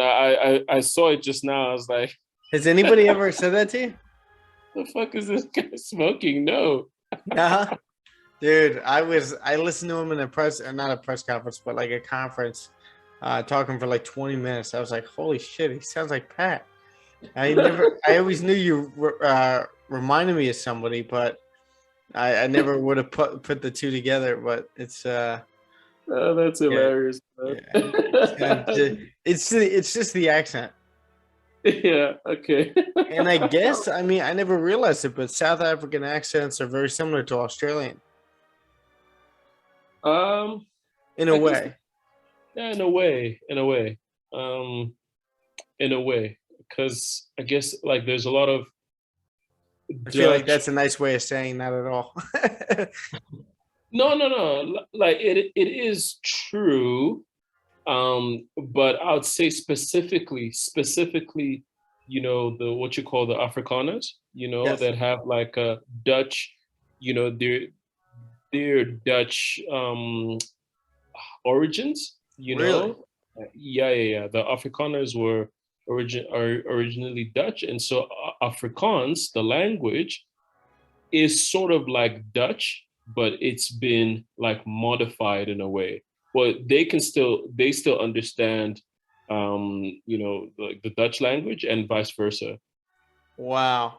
Yeah, so they have an accent that, you know, to the untrained ear will sound similar to like the Australian accent, if that makes sense.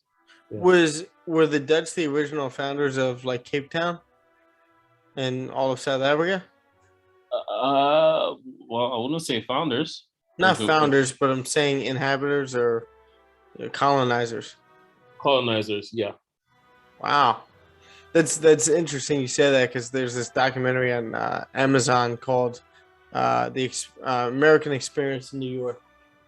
Okay. And you know, they obviously, New York was founded by the Dutch originally. You know, the Native Americans came in, Henry Hudson came through, and then the Dutch kind of settled down there and basically bought Manhattan. Manhattan was basically a real estate deal from the very beginning, and that's how it's always been. But what was it? The West Dutch Indie Company basically owned Manhattan, and it quickly became like the largest port in the Atlantic Ocean. But I never knew that they were the colonizers of South Africa as well. I'm sure many other places. So you should. It's actually very fascinating, also very tragic. But you should read up on the Anglo-Boer War. It's kind of funny as well. Like the What English, is it? The Anglo-Boer War. Anglo-Boer. Anglo-Boer. Yeah. It's pretty much the English and the Dutch fighting each other. For South Africa? Yeah, in South Africa. You know, the Dutch came, I think the Dutch were here first. The English came, you know, they all landed in Cape Town. Fight for resources, you know, is obviously after they had wiped out, you know, the local guys, started, you know, fighting amongst themselves. The Dutch, you know, then decided, you know what, fuck this, we're leaving Cape Town, we're pushing up north. You know, that's how they got to Johannesburg, found that Johannesburg was rich in gold, you know, like extremely rich in gold. The English were like, fuck that, we want a peace too, you know, followed. And yeah, it's really, really fascinating stuff. You know what's crazy is, you know, that exact same thing happened in New York, where the Dutch, you know, colonized it. And then all of a sudden, like Peter Stuyvesant basically founded New York with the Dutch when they came over. And what happened was the English started coming over, and the citizens of New York had no problem with the English coming over, but Peter Stuyvesant found them as like a threat, and they kind of pushed him up north, where everyone inhabited southern Manhattan, where the financial district is now. And they turned the old Native American trail it was called Breedaway, which eventually became Broadway, and that's what led all the way up to North Manhattan. But they kind of pushed him up to Greenwich Village, which he found at Greenwich Village, and that's where the Dutch went up, and then the English kind of took over. But there was no fight like that. There was no war. It was just like the English just came in and basically took over. Ah, I see. Interesting. Yeah. Interesting. Now, so South Africa's history is very it's pretty rich. Like, I guess like every other place, it's I guess the difference from an African context is that a lot of post-colonialism has been recorded, and so a lot of even the Scots came here and fought along with the Zulus. Yeah, man, it just seemed like a lot of drama. Yeah, well, it always is. Anytime you're trying to colonize a place or take over, there's always going to be that initial threat of anything going on. Yeah. But it's happened. You guys take any trades? What was that? Did you guys take any trades? Yeah, I'm in GJ now. Based on that 7:30 to 8 o'clock volume, mainly 7:45 to 8 o'clock volume that we was talking about. And what I did was I was pointing out a trade that we could have taken, which would have been maybe even better, based on the 1 hour. And this is something that you could journal, but as we pass the high of that candle right there, you could have placed your stop loss about 10 pips away below the opening of this candle, or the bottom wick of that candle. As it flipped bullish, you could have entered based on the 1 hour with a nice clean move to the left over here. So right now I ended up entering this on the lower time frames on the 15-minute. As the 15-minute, I was expecting a nice bullish push. We ended up creating this bottom wick on the 15-minute after closing a strong bullish candle on the 15-minute above this previous area over here, previous support and previous retest area right here. We ended up closing above that on the 15-minute. Next candle created its bottom wick and then passed the high of that candle, which is where I entered. I wanted to give it a little bit more room to breathe because I'm anticipating price to continue all the way back up to potentially 151.200. But we got pip stops to make.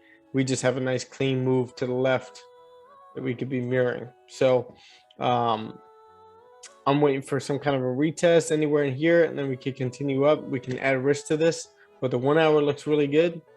1 hour, previous 2 1 hour candles have bottom wicks. So maybe right now we're just creating that bottom wick to then continue up. Look how nice this move is. Yeah. So I'm still in this. My exit strategy for this, as far as managing risk or anything like that, is if we pass the low of this wick right here, I'll probably end up closing 50.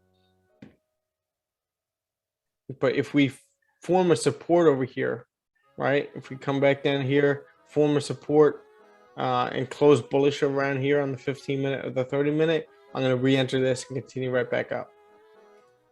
Okay. I don't have much risk on this. I'm only risking 1% based on the fact that it's Monday. And then I'll be raising my risk tomorrow. Okay, cool. Are you still doing that challenge? Yes, I actually, funny you asked me. I just unpaused it because they got rid of, or they paused the indices, crypto, and metals, which I really didn't care about crypto. And indices, I really don't trade, not yet at least. But the metals, I can't even trade gold, and gold's like my second pair. So I decided to pause it. They gave us that option, which is fair. If you're going to stop, letting us trade it, you at least let us pause it. So I literally just emailed them saying I want to resume it and I want to pass this thing and move on to the next challenge, which is either 50,000 or 100,000. Wow. Is there a reason why they paused, like, metals? Yeah, they've been having issues. Obviously, it's a newer company and very fastly growing company. So some people are taking advantage of it. The fact that they are new and all this stuff. So people have been trading on bots. People have been taking advantage of the delay of the liquidity provider. There's been a couple different things that they're just working some kinks out, which I respect. But at least they let us pause the challenges. Wow. Okay. But Crazy. again, like I was telling James before, like that Funding Talent is that one company that I do trust in this funding game, in the Forex market, that they're doing all the right things. Okay. Stipe, that you with us? Yep. Yo, so Funding Talent, you're gonna like this. Funding Talent actually is coming out with a new challenge called the Blitz, where there's gonna be no drawdown rule. Oh, I like that. I know you do. So I I think like you'd be able to pass that with flying colors. Yeah, say that again. I've heard, but I don't know what is it. So we'll see. It hasn't come out yet. Like I said, James works for Funding Talent, so he was just giving us like a little inside scoop of this coming out. It's not out yet, obviously, but like I said, I think it's called a Blitz. They're calling it Blitz, something fancy, but that'll be good for you. I thought of you right away when you told me that.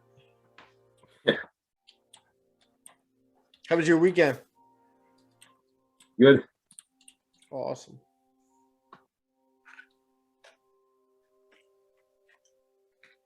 I gotta start preparing for. I have a few exams Okay. on my college, so I think I'm gonna be less and less on the Forex in the next few weeks. So Okay. You're just not going to be trading at all? I'll see if I catch some time, but I'm not promising I'll be here. Okay. Well, to avoid any rustiness or anything, you think you'd be able to trade on the higher time frames? Maybe. With the 4 I'll hour, try that. the daily? Yeah, I will try that. I think you'll be able to. You just got to back test it. Yeah. Which is going to be hard for you with the exams. I hope I'll do it this time because I'm done with it. I have 2 more exams and my final work, and that's it. I'm sure you're going to crush it. Sorry? I said, I'm sure you'll crush them. I hope so.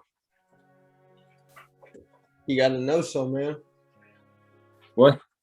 I said, you have to know so. I didn't understand the last word. I said, you have to know so. Like, instead of think so, you got to know it. I still don't get it. It's a language barrier. Sorry. No, I know. It's all good. I'm saying you need to be confident, like, Yeah. with the studying and everything, just like trading with back testing. You got to like know that you're going to have a successful week trading, right? Same thing with having a test. Yeah. So I just closed 50 over here as we pass the low of this candle. Let's look at the 1 hour. I think what we did was we ended up reaching the open of this candle right here, and we're retracing a little bit. I just want to see us form a support somewhere in here, then we can continue right back up. But this was a nice, clean 30-minute candle. I think right now we're just creating a bottom wick for the next 30.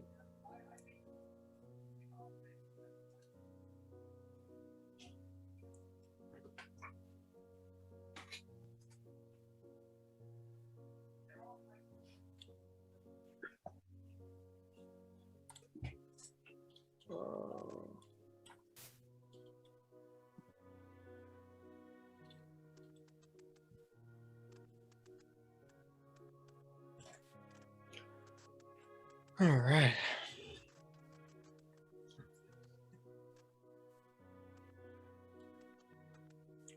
How's work been?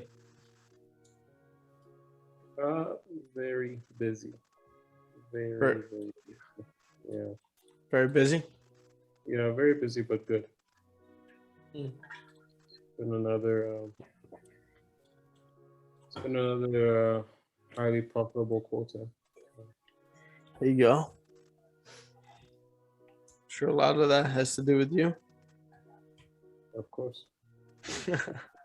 Not even gonna be modest about it. There you go. I work too hard. I like it. It's okay. I like But it. yeah, um, I was actually going through something interesting yesterday. So for the first time in like a long time, you know, I had like a creeping thought of like doubt, you know, to be like, what if this trading thing doesn't work out, you know? I think it's because I saw some like negative comments about trading on Instagram, and Mhm. so like fucked with my psyche. But it then begged the question. It was like, you know, part of me was like, what if this thing doesn't work out? And man, that terrified me because like I've invested so much into it, and not only that, but like, you know, the family is so emotionally invested into it. Now that's the biggest pressure, you know. As in, like you and your wife. Yeah, Mm. but yeah, it was just an interesting space to be in for a brief moment. Well, And potentially anxiety provoking, you know. well, let me ask you, like, why wouldn't it work out? It's a I great see this question. deeper. If I give up, Okay, that's one. It's definitely one. um,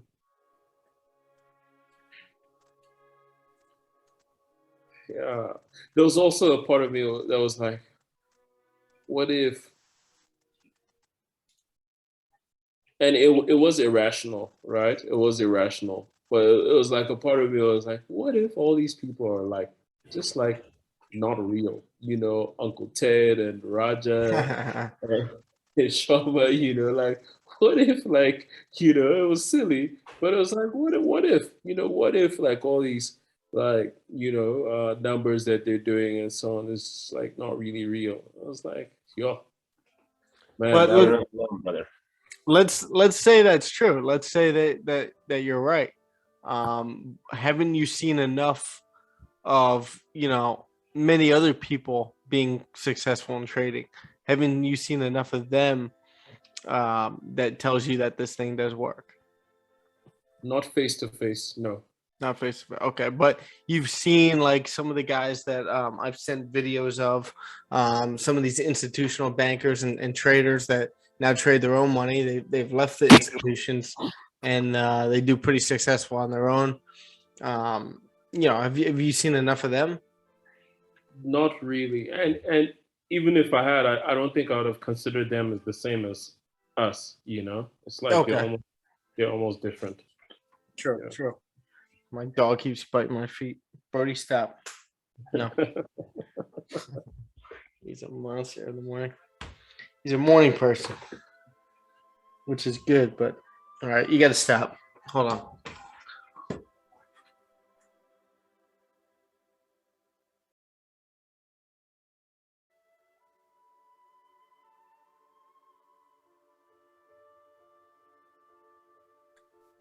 Um. So what I was trying to say was, you know, forget other people. You know that this works, and you know that, yeah, and you've seen it, right? Like I said, forget other people. You've been able to triple your account from the 1,000 to the 3,000, correct? Yeah. So if you were able to do that, what says that you can't do 1,000 to 3,000, or 10,000 to 30,000, Yeah. or 100,000 to 300,000? Who says you can't do that? The Yeah. only thing that stands in your way is yourself. Yeah. I'm not talking about you specifically, but I'm just talking about everybody. Like, we're all our own worst enemy in trading. Yeah. And we could also be the opposite as well at the same time, where we are very disciplined. We are putting the work in. We are, you know, striving every single day to find how we could become a better trader every single day. Yeah. There's got to be that constant obsession. I had a video. I also know where the doubt came in from. It was because of the break in my patterns. Oh, yeah. And that's where that quick what is it, dip in confidence has come from. That's always gonna happen. Yeah. All right. So I just added more risk onto this trade with this candle rejecting this area, starting to flip.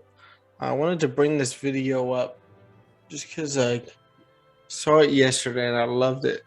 And this is the same mindset we need in trading as well.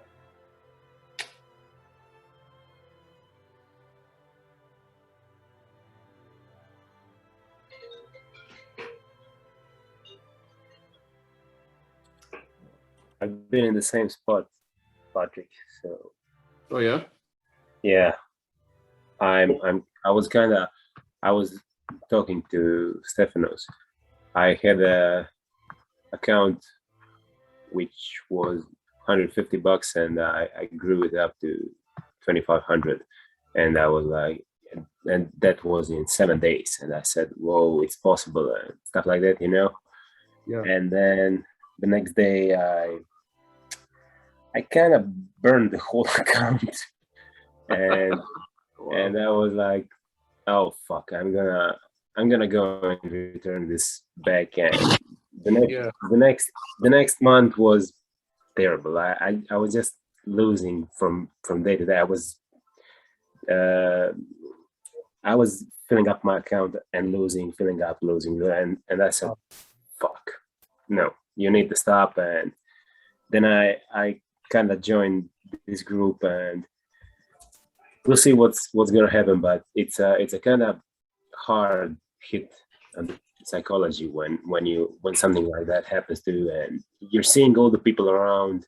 You see Raja hitting his great numbers. You see all the guys around, at least that we think that are legit, and you're kind of depressed on how you can do it. And like what's wrong with me? Why is it so different with me? Yeah. And then I found out about myself that I just need to wait for higher time frames to close. And I don't know, I kind of feel that now I'm still not good at it. I still have a great week, and then the next week I lose it everything and go even down. But those are the moments that just happen and just destroy psychology. I don't know. I'm still fighting it, but I think that once each of us go through that line of, I don't know, maybe it's insecurity combined with some kind of greed and some kind of thinking that we don't have time, or I don't know. At least that's for me. That's a good point. So that's a big pressure point for me. It's time, Yeah. I need it. I put in so much time, and now I'm not going forward and stuff like that. At least for me. Yeah.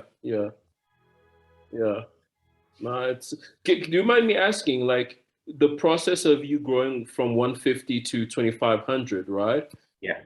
When you look back objectively, would you now say like that was very calculated trades, like perfectly executed trades, or was it like a run of luck sort of thing? It was a kind of perfect combination of both, because in that moment I kind of over risked what can be seen from that, because I kind of what's that, 15x the account. So I kind of over risked, but entered with bigger lots than usual. But I was placing my stop losses on higher time frames. So Okay. I was kind of risking more, but was on the other side looking at more surely confirmations on higher time frames. Okay. So it's kind of, but Yeah. Yeah. I so understand. kind of over risk, Understand. but was looking for a higher time frame confirmations. Yeah. No. Stipe is very risk averse. Yeah, Let's put it that way. that's why I'm at 57 pips on gold. You're in gold right now? Yeah, Beautiful.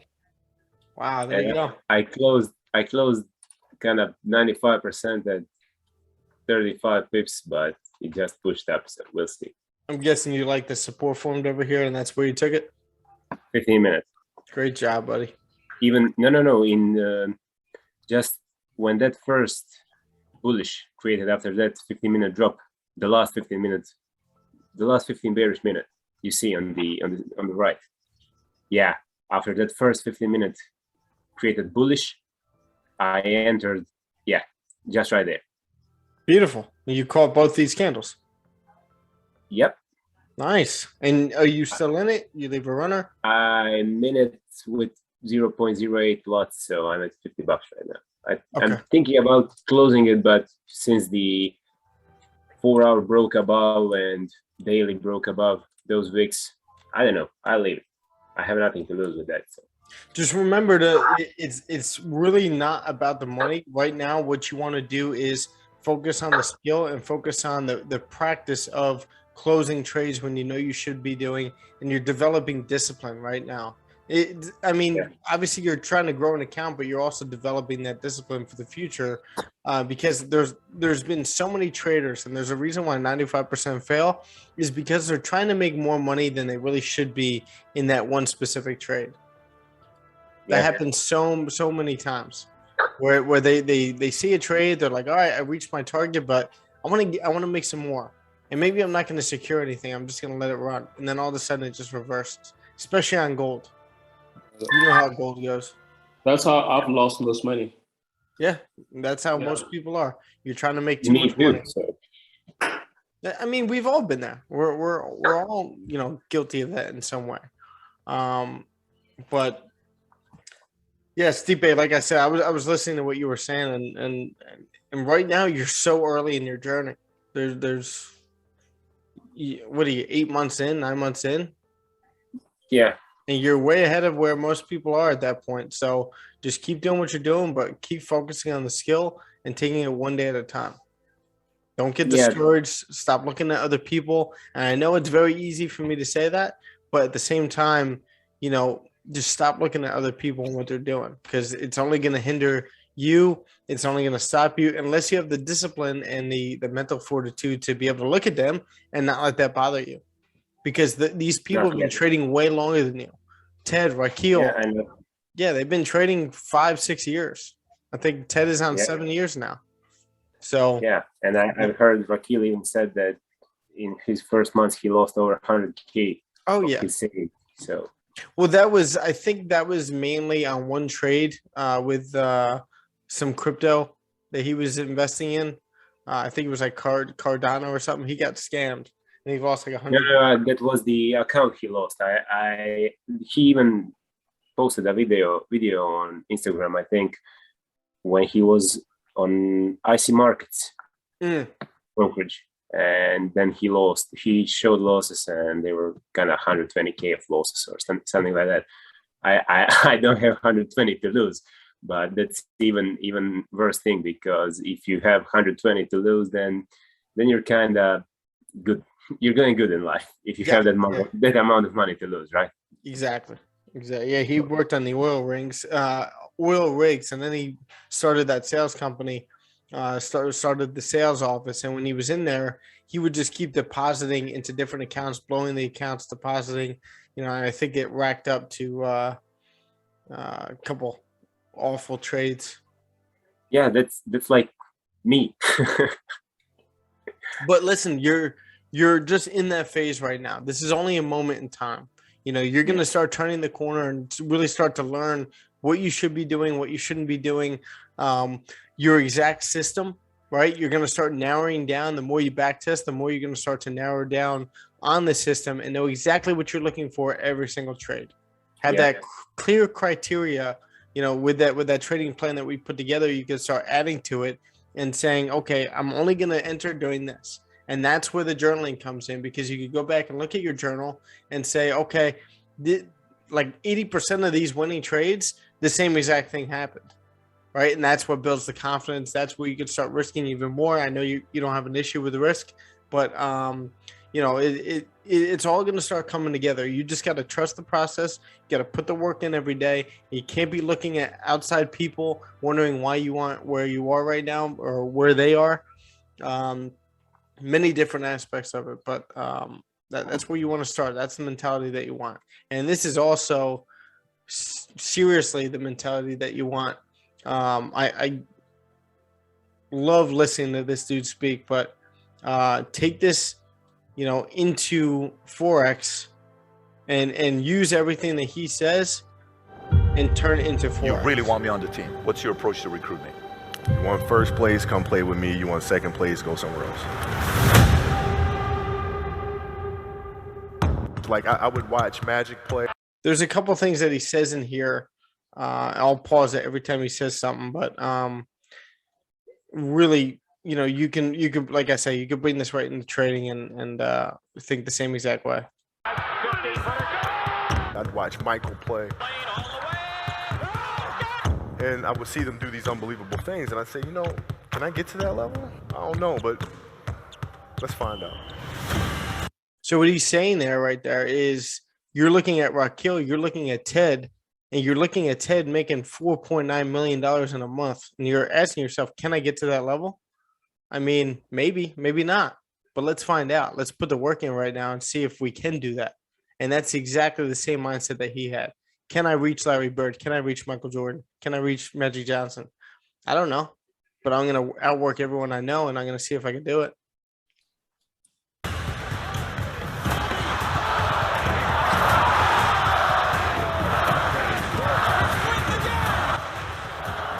That's why he's the best player in the game.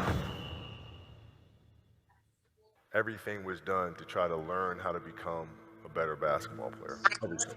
Everything. And so when you everything should be done to become a better trader. Everything that you're doing on a daily basis. Not everything, but majority of your day should be spent trying to figure out how to become a better trader. have that point of view, then literally the world becomes your library to help you to become better at your craft. So because you know what you want, the world's giving you exactly the information you need to become 100%, better at it. because you know. He dropped so much information. I know I keep pausing it. It's annoying. That's always annoying to me too. But all the things that he's saying in here, such valuable nuggets of things that you can take note of, write down. I've wrote down everything from this video, but so many things that you can take note of that can move you forward. What you're looking for. So many guys tell stories about your work ethic. Yeah. What was really your work ethic like, and for how long did you stay disciplined?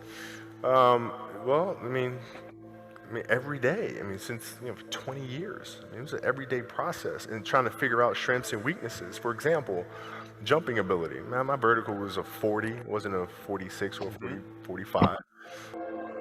Hands are big, but they're not massive. Right, so you got to figure out ways to strengthen them so your hands are strong enough to be able to palm a ball and do the things that you need to do. Quickness, I was quick, but not insanely quick. I was fast, but not ridiculously fast. Right, so I had to rely on skill a lot more. I had to rely on angles a lot more. I had to study the game a lot more. And but I enjoyed it though. So like from the time I can remember when I started watching the game, I studied the game, and it just never changed. The separation for me, emotionally, to be able to put myself in a place where at practice or when I'm training or during games, I switch my mind to something else. Of Maximus, Decimus Meridius, and Gladiator picking up the dirt, smelling the dirt, it's go time.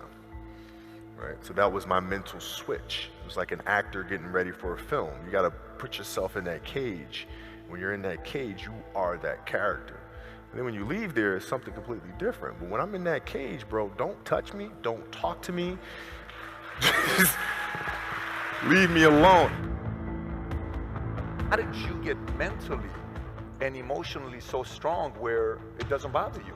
Well, you know, you got to look at the reality of the situation. You know, like for me, it's not, you know, you kind of got to get over yourself. Like, it's not about you, man. Like, oh, okay, you feel embarrassed. You're not that important. Like, get over yourself. That's where you go. Get over yourself, right? Like you're worried about how people may perceive you, and like you're walking around and it's embarrassing because you shot 5 air balls. Get over yourself, right? And then after that, it's okay, well, why did those air balls happen? Got it. High school, year before, we played 35 games, max, right? Week in between, spaced out, plenty of time to rest. In the NBA, it's back to back to back to back to back to back to back. I didn't have the legs. So you look at the shot, every shot was online. Every shot was online, but every shot was short, right? I gotta get stronger. I gotta train differently. The weight training program that I'm doing, I gotta tailor it for an 82-game season so that when the playoffs come around, my legs are stronger and that ball gets there. So I look at it with rationale and say, okay, well, the reason why I shot air balls is because my legs aren't there. I go, well, next year they'll be there. That was it. Done. Done. Some names that you looked at and says, these 3 guys are as crazy as I am. At the time, I deal with what I've referred to as Goat Mountain. I went to Goat Mountain and I talked to Magic, Michael, Bird, Hakeem Olajuwon, Jerry West, Oscar Robinson, Bill Russell, you know. So I would talk to them. What did you do? What were your experiences? Michael in particular, he's become my big brother. That process like?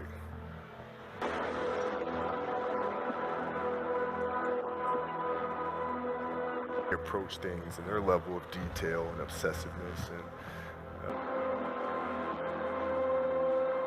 players that had that passion but weren't willing to commit their entire lives to doing that, right? It's a choice, right? You have other things, you have family, you have all these other things that you have to do. The game can't really be your #1 priority. And so I'm going to make a bold statement and say that doing a TEDx talk is going to be the most transformative and uplifting experience. I was just looking at that like, man, this is going to be fun. If I'm buddies with you from high school, if I'm a cousin of yours, what happened to our relationship? How did that gravitate when you went into the league and you're the greatest, or you're determined to become one of the greatest? What happens to our relationship? Well, it suffers. Yeah. Okay. Yeah. And you understood that. You were okay with that. Well, yeah. And the people that love you, like friends and family, like they know that about you. Got it. That you be you. And when you reconvene, you know, you pick back up where you left off. Everything in between. Long-term relationships, the commitment of time of, taking vacation. Like I see a lot of players take vacations with other players that are close friends. And they'll just take vacations just to take vacations or just hang out, just to hang out. Like I never did that. Because when I retire, I didn't want to have to say, I wish I would have done more. I don't want that. You know, I don't want that. You know, you got a lot of people paying their hard-earned money to come watch you perform. Perform. It's your job to be in shape. It's your job to be strong enough to perform every single night. Oh my God, my back hurts, I'm sore. We got to play Vince Carter and Toronto Raptors tonight.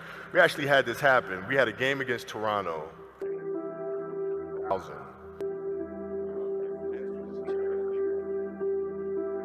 Back was of that. Like, what? Because back was really spasming. Like, what? Oh, he's ducking Vince. Excuse me? Oh, I don't think so. I would be in the layup line like, okay, there's a lot of days. Ain't one of them. I can bother you any other day. That ain't bothering me today. He gonna have to see me today. Yeah. Amen. Yeah.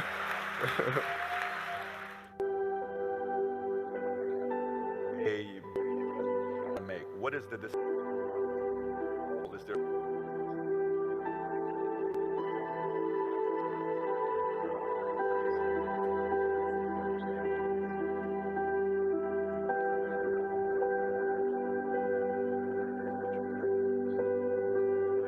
entrepreneurs themselves.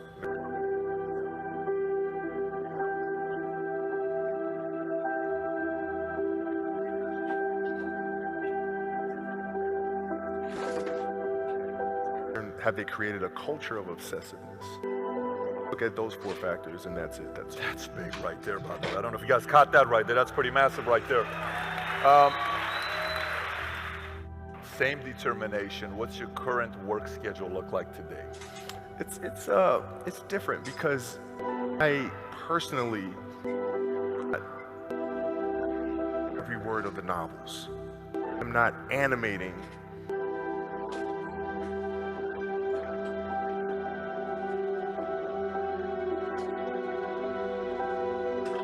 Themselves that they think they can do. That's what I'm there for, is for them to constantly look in the mirror and self-assess. Have a project and you saying, okay, I can do that.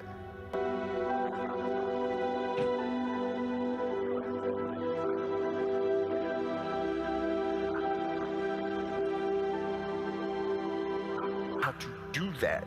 Those are the things we want, because through that curiosity, you'll reach a level. So running the studio, that's what I'm doing.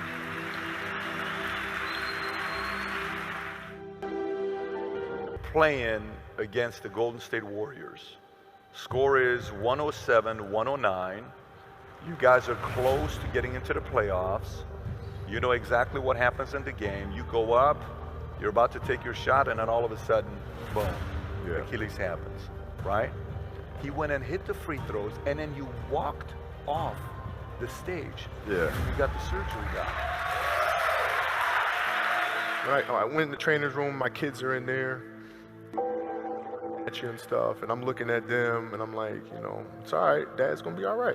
It'll be fine. It'll be all right. It'll be all right. It'll be all right. As a parent, you gotta set the example. You gotta set the example. This is another obstacle. This obstacle cannot define me. It's not gonna cripple me. It's not gonna be responsible for me stepping away for the game that I love. I'm gonna step away on my own terms. And that's when the decision was made that, you know what? I'm doing it. I'm doing it.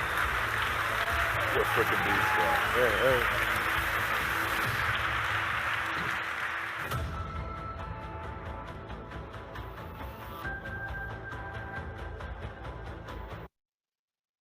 Just like that. Yeah, man. Kobe's the GOAT, man. Pat, part of that reminded me of you with what he was talking about, where like his work schedule is different right now because, you know, he's focusing on his team and making sure that they're getting the most out of themselves. And the only projects he wants them to take are the ones that scare him. So what you were just saying with trading, where you really got uncertain about this because you don't know if you're going to fail or, is this thing going to be for real and all that stuff. And you got to embrace that feeling. You got to know that it is scary, but there is a way for you to put the work in and actually become successful at this. Yeah. I could relate to a lot of things he said. Yeah. I have a feeling I know which one scared you. Sorry, what? Like after getting to know you the past couple months, I have a feeling I know exactly which part of that kind of scared you. Was it the balance part? Yeah, because it's not something I relate to. It's not something I want to relate to. Yeah. I don't want to be that one-track minded in anything in life. And you don't have to be. To be successful in Forex, that doesn't mean you have to be like that. He's the GOAT. So this thought process and this perspective on, you know, becoming dominant at your craft, you know, that relates to him, and that's how you get to where you want to be. Is you shut everything out, you shut friends out, you shut family out, and you just lock yourself in a room and just become dominant. Like, that's not where you want to be. That's not aligning with your goals. You just want time freedom. You want, you know, properties around South Africa. You want a lot of philanthropy work. You want a lot of things that you want to do. You don't necessarily want to be the GOAT at Forex, so you don't have to be. So you can have more of a balance than he does, but you can take 95% of what he said and use that into your own practice, and you can leave that part out. But if you did want to become the greatest of all time, that's something that you're going to have to consider, is that you're not going to have any balance. Yeah, that's a good point. Yeah. So it's not something that you need to stress over. Like, for me to be successful at all, I got to shut everything out. It's not true. Yeah. I think in the beginning you have less balance than you will down the road, right? Like right now we're sacrificing, we're putting the work in, we're, you know, maybe sacrificing some free time and stuff like that, or time with our friends.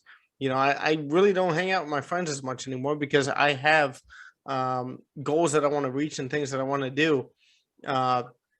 And for me to get there, I need to separate myself a little bit, and I have over the past couple of years. And eventually, I'll have more balance where I can reconvene those relationships and, you know, go about it that way. But I understand the sacrifice of missing out on lost time right now. But my dreams are so much more important than that. That, you know, I'm not even that's not even something that's going to hold me back. Yeah. Yeah. Yeah, sure. But it's reassuring to know that every human being deals with the same doubts. Mm-hmm. You know, Yeah, it's like human every nature. single human being. Yeah. It's just a part of fear and greed. It's part of human nature that everyone lets either one of those emotions creep into their mind, no matter what's going on in their life. So that fear and greed, you know, that's part of the fear, is being uncertain, but embracing those times, it's the best. Being uncertain, being scared, not knowing what's going to happen, taking risks, that's what keeps you alive. Yeah. You're driving? Yeah, sorry, I am. I'm on my way to pick up my wife. Oh, nice. No, just Yeah. the sound of the blinker. light. Yeah, I don't know how do you say that on English name. Dude, I remember being on when I first started like stepping up, like after I joined Market Fluidity, and then I started like talking on the live streams and talking back and forth with Ted, Raquel, and everyone. There'd be times where I was in my car on the drive, and they'd all, like, in front of 1,000 or 2 people, I'd be talking, but the blinker would be on in the background, and they could hear that I'm in the car. It's funny. That just reminded me of that. Yeah. But we'll let's see how GJ closes here on the hour, and then I'll end the stream. But like I said, the full market breakdown and recap and forecast for the week is going to be on the database. I have to contact Sharma. I'm sure we're going to be doing one today for YouTube as well. But that'll give you a good insight of where price is going to be going for this week, and what to look out for, and how to pay attention to the Jackson Hole Symposium that they do. But again, like I said, the fact that they're doing it virtually should tell you a lot about their stance on increasing interest rates or tapering back. Because if they know that they can't meet physically for this meeting, that means that COVID is serious, and they're taking it seriously. So they need to see more data that the economy is recovering a little bit more. I was just gonna say, you and Sharma are so alike, man. Yeah. As I was talking to her, and like as I've been talking to her more and more, and it actually made me scared to think where you're gonna be in like 3 years. Like, honestly, Yeah. That was such a cool realization, you know.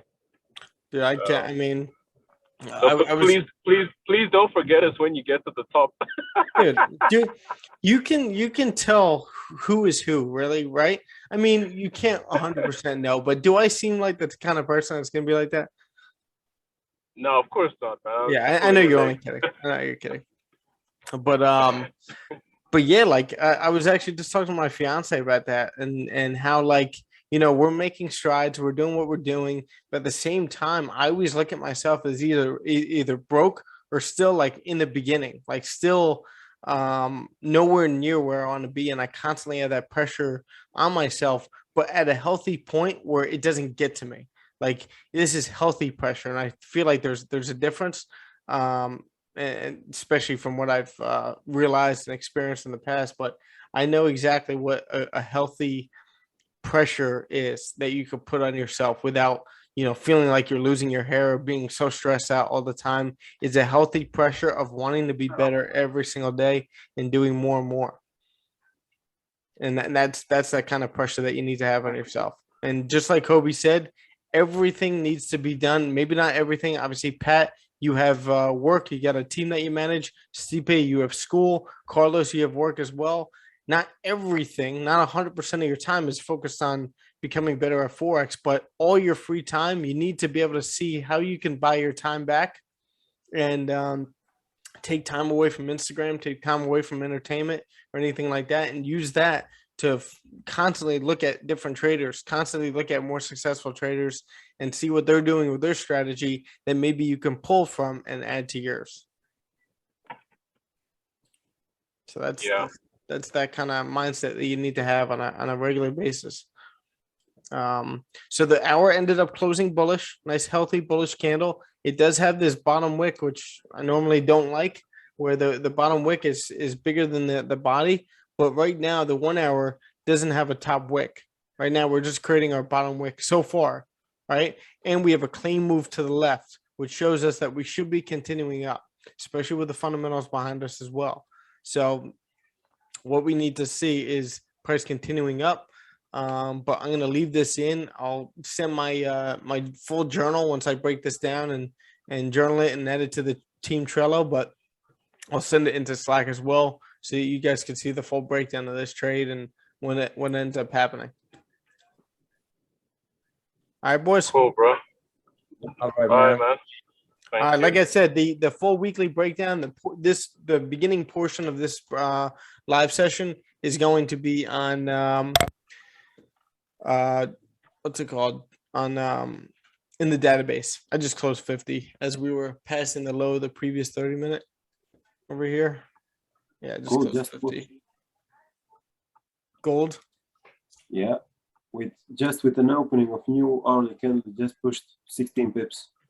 It doesn't have any bottom wick, and this candle doesn't have a top. Damn, man. It's gonna retrace, or it's gonna just continue pushing up abnormally. Exactly. It's And- basically 50-50. Yeah, and it seems like it's still pushing. My runner is at 95 pips. Your runner's at 95. What'd you Yeah. secure at? Around, just a second.